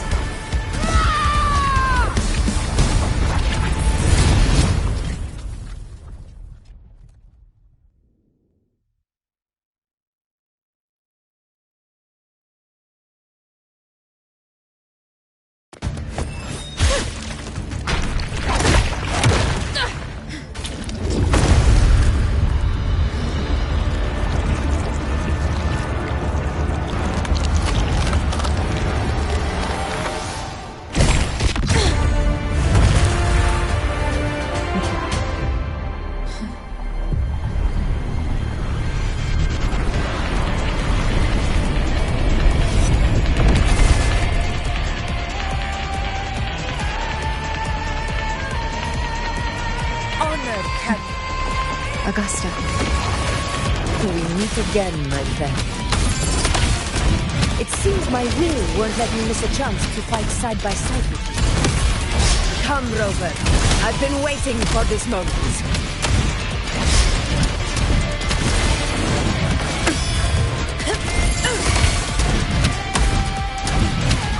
Wind calls. Waves follow.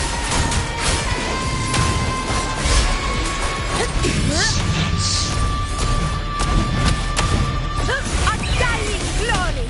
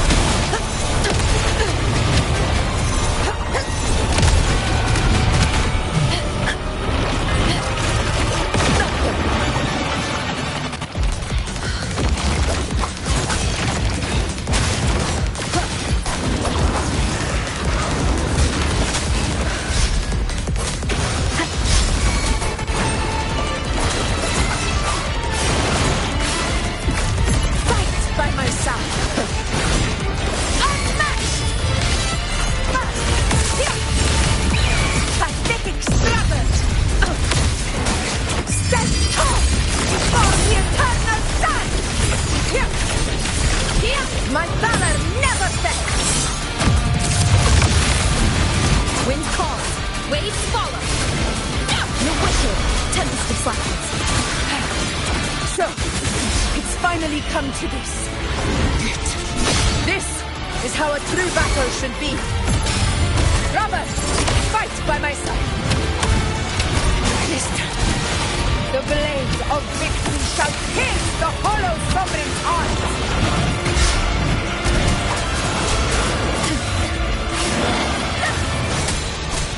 Annihilation!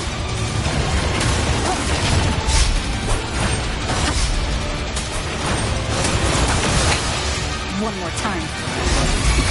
This is mine. For Septimont! All blood to Septimont! Here, one slice is enough.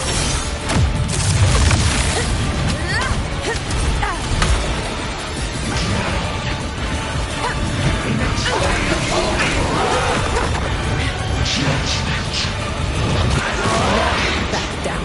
Wind calls, waves follow. The wicked will face judgment. I am the Tempest! Conquest begins now.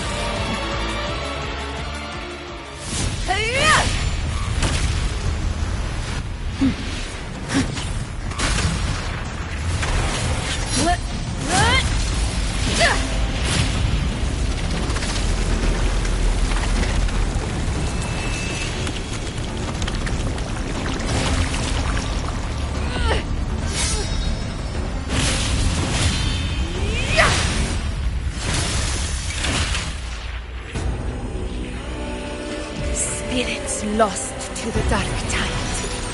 I hear your cries. Join me in battle! Let that force divinity witness what true heroes are! What it means to wield unshakable power!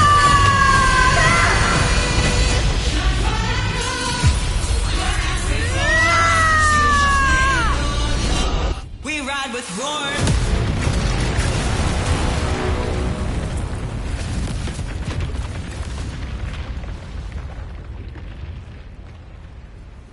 Every moment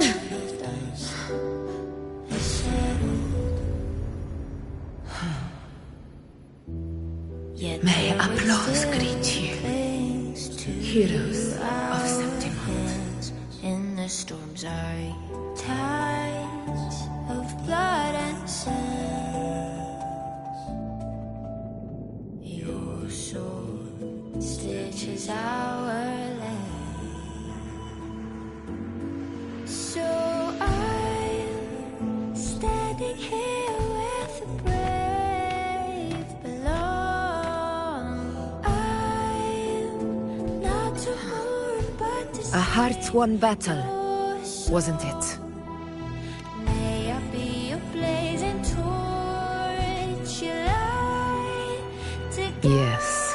guide you back to God, your eternal fire. It's all thanks to you, Rover, Septimont's hero of heroes. In that case, I could say the same to you. As the prophecy goes, the hero of heroes wielding extraordinary power rising from the dark tides. As I see it, you, Augusta, fit that image well. Extraordinary power. That's a bit much. I know my limits. But I do think I've earned that title. And it's one we could share together.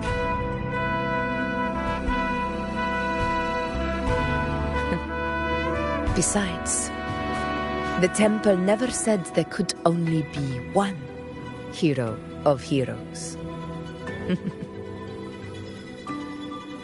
What really happened to you in the Dark Tide? I thought you might have... It wasn't a pleasant experience. But in a strange way, It was refreshing. If you want to hear the full story, I'll tell you another time. But back inside the dark tide, I think the lost frequencies were always guiding me, shaping who I was becoming. Even trapped in that abyss of despair, those fallen heroes never gave up. They lit a faint, warm light in the dark for me. And you, along with everyone who stood by me. Without you, we couldn't have won this battle.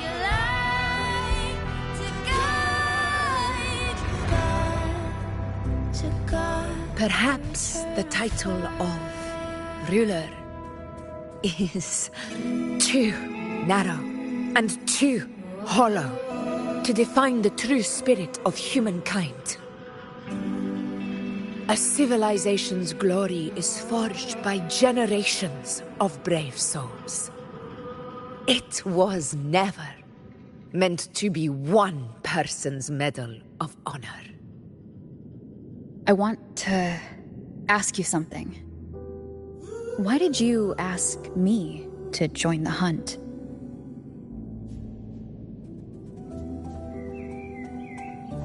Because my warriors and I wanted to fight beside someone like you. And that hasn't changed. But I will be honest. Part of it was because of your unwritten fate. I'd been preparing for this hunt for a long time. At first, all we had were a few vague glimpses from the priestesses, and a handful of prophetic murals. No one knew when or how the disaster would strike. And then, you showed up. You've surely seen the unfinished mural in the temple, the blank wall and the unwritten fate. So I took a gamble, believing you were the key to this hunt. I couldn't explain it back then, not when I wasn't certain myself. But in the end, we realized what that blank represents. And my gamble paid off. The one who deserves to be a hero of heroes, with power over the Earthrend Wedge. Thank you for your trust.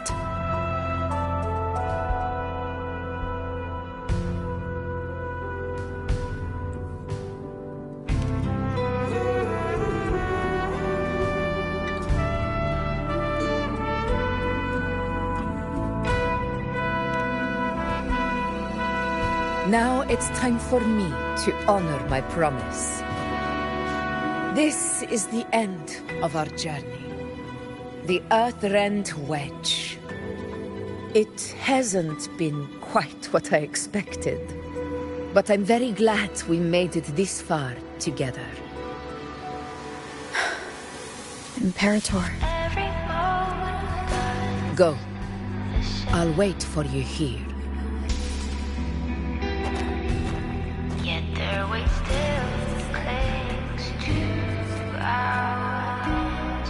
And the storms are in tides of blood and sin. Your soul stitches are there. So I'm standing here with brave love. I'm not to mourn, but to sing your song. May I be your blazing torch, your light to guide, Discoid. your eternal fire. This warmth. I feel you, Imperator.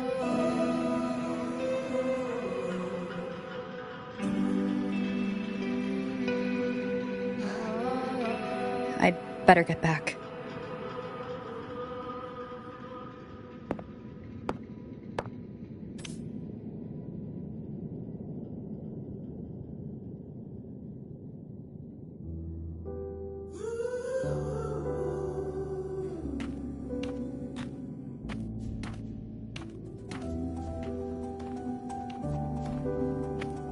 Did you find what you seek?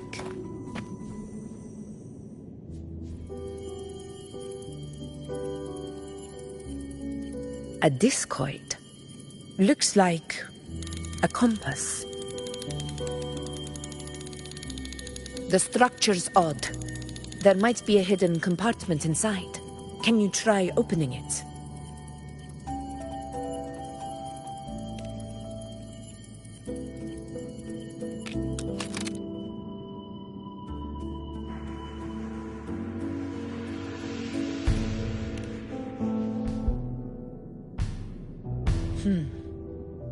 If this relic was left by the Sentinel, brute force won't get us anywhere. We'll need a different approach. Maybe a special key, a mechanism, or a password?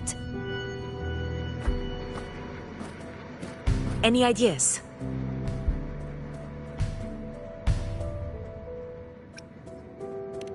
There's a friend of mine who, well, she knows a lot about Imperator. She might be able to help solve this mystery. More importantly, her powers are unique.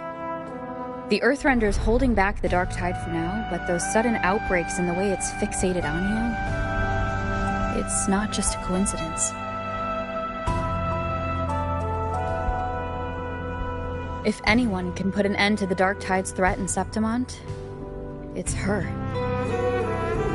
Sounds like someone worth meeting.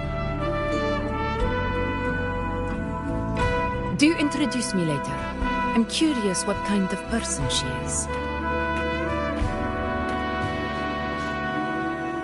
But one thing I'm sure of, she must be a formidable opponent, and a figure to be respected, like you.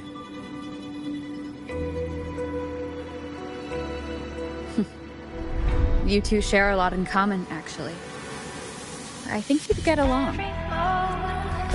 I'll reach out to her once we're back. She wasn't able to travel before due to some unavoidable reasons, but now I think the timing is right.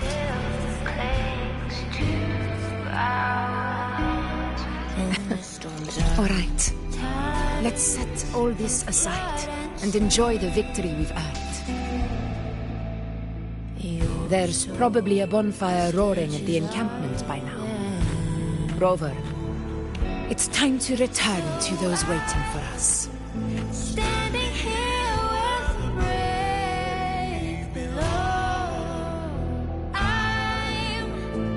We won this battle, but the war is far from over. The road ahead still steeped in blood and thorns. But with you, and everyone who stood beside us, the banner of Septimont will never fall.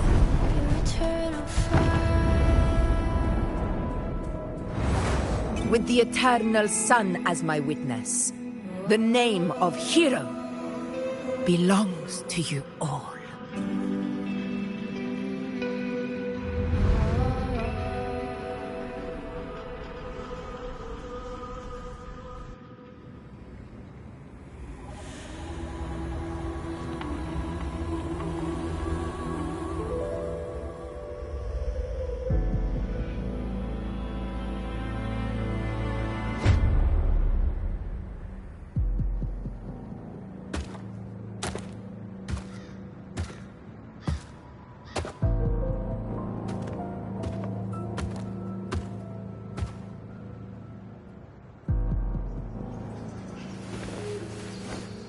What a beautiful ending, my near-perfect protagonist.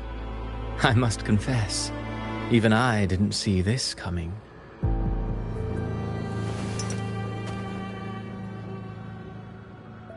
Should this be your final act? No. No, allow me this small indulgence as your creator.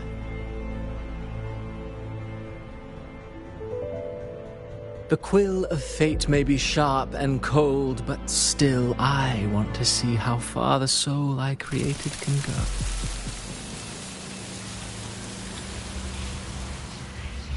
After all, it's the stories that sink deepest into the mire that stir the heart most, don't you think?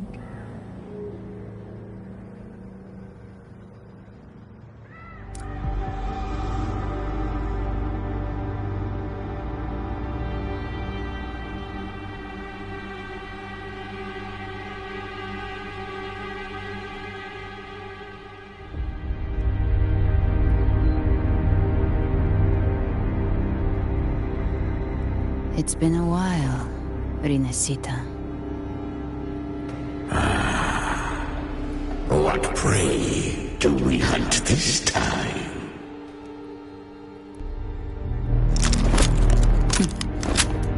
The Trenodian.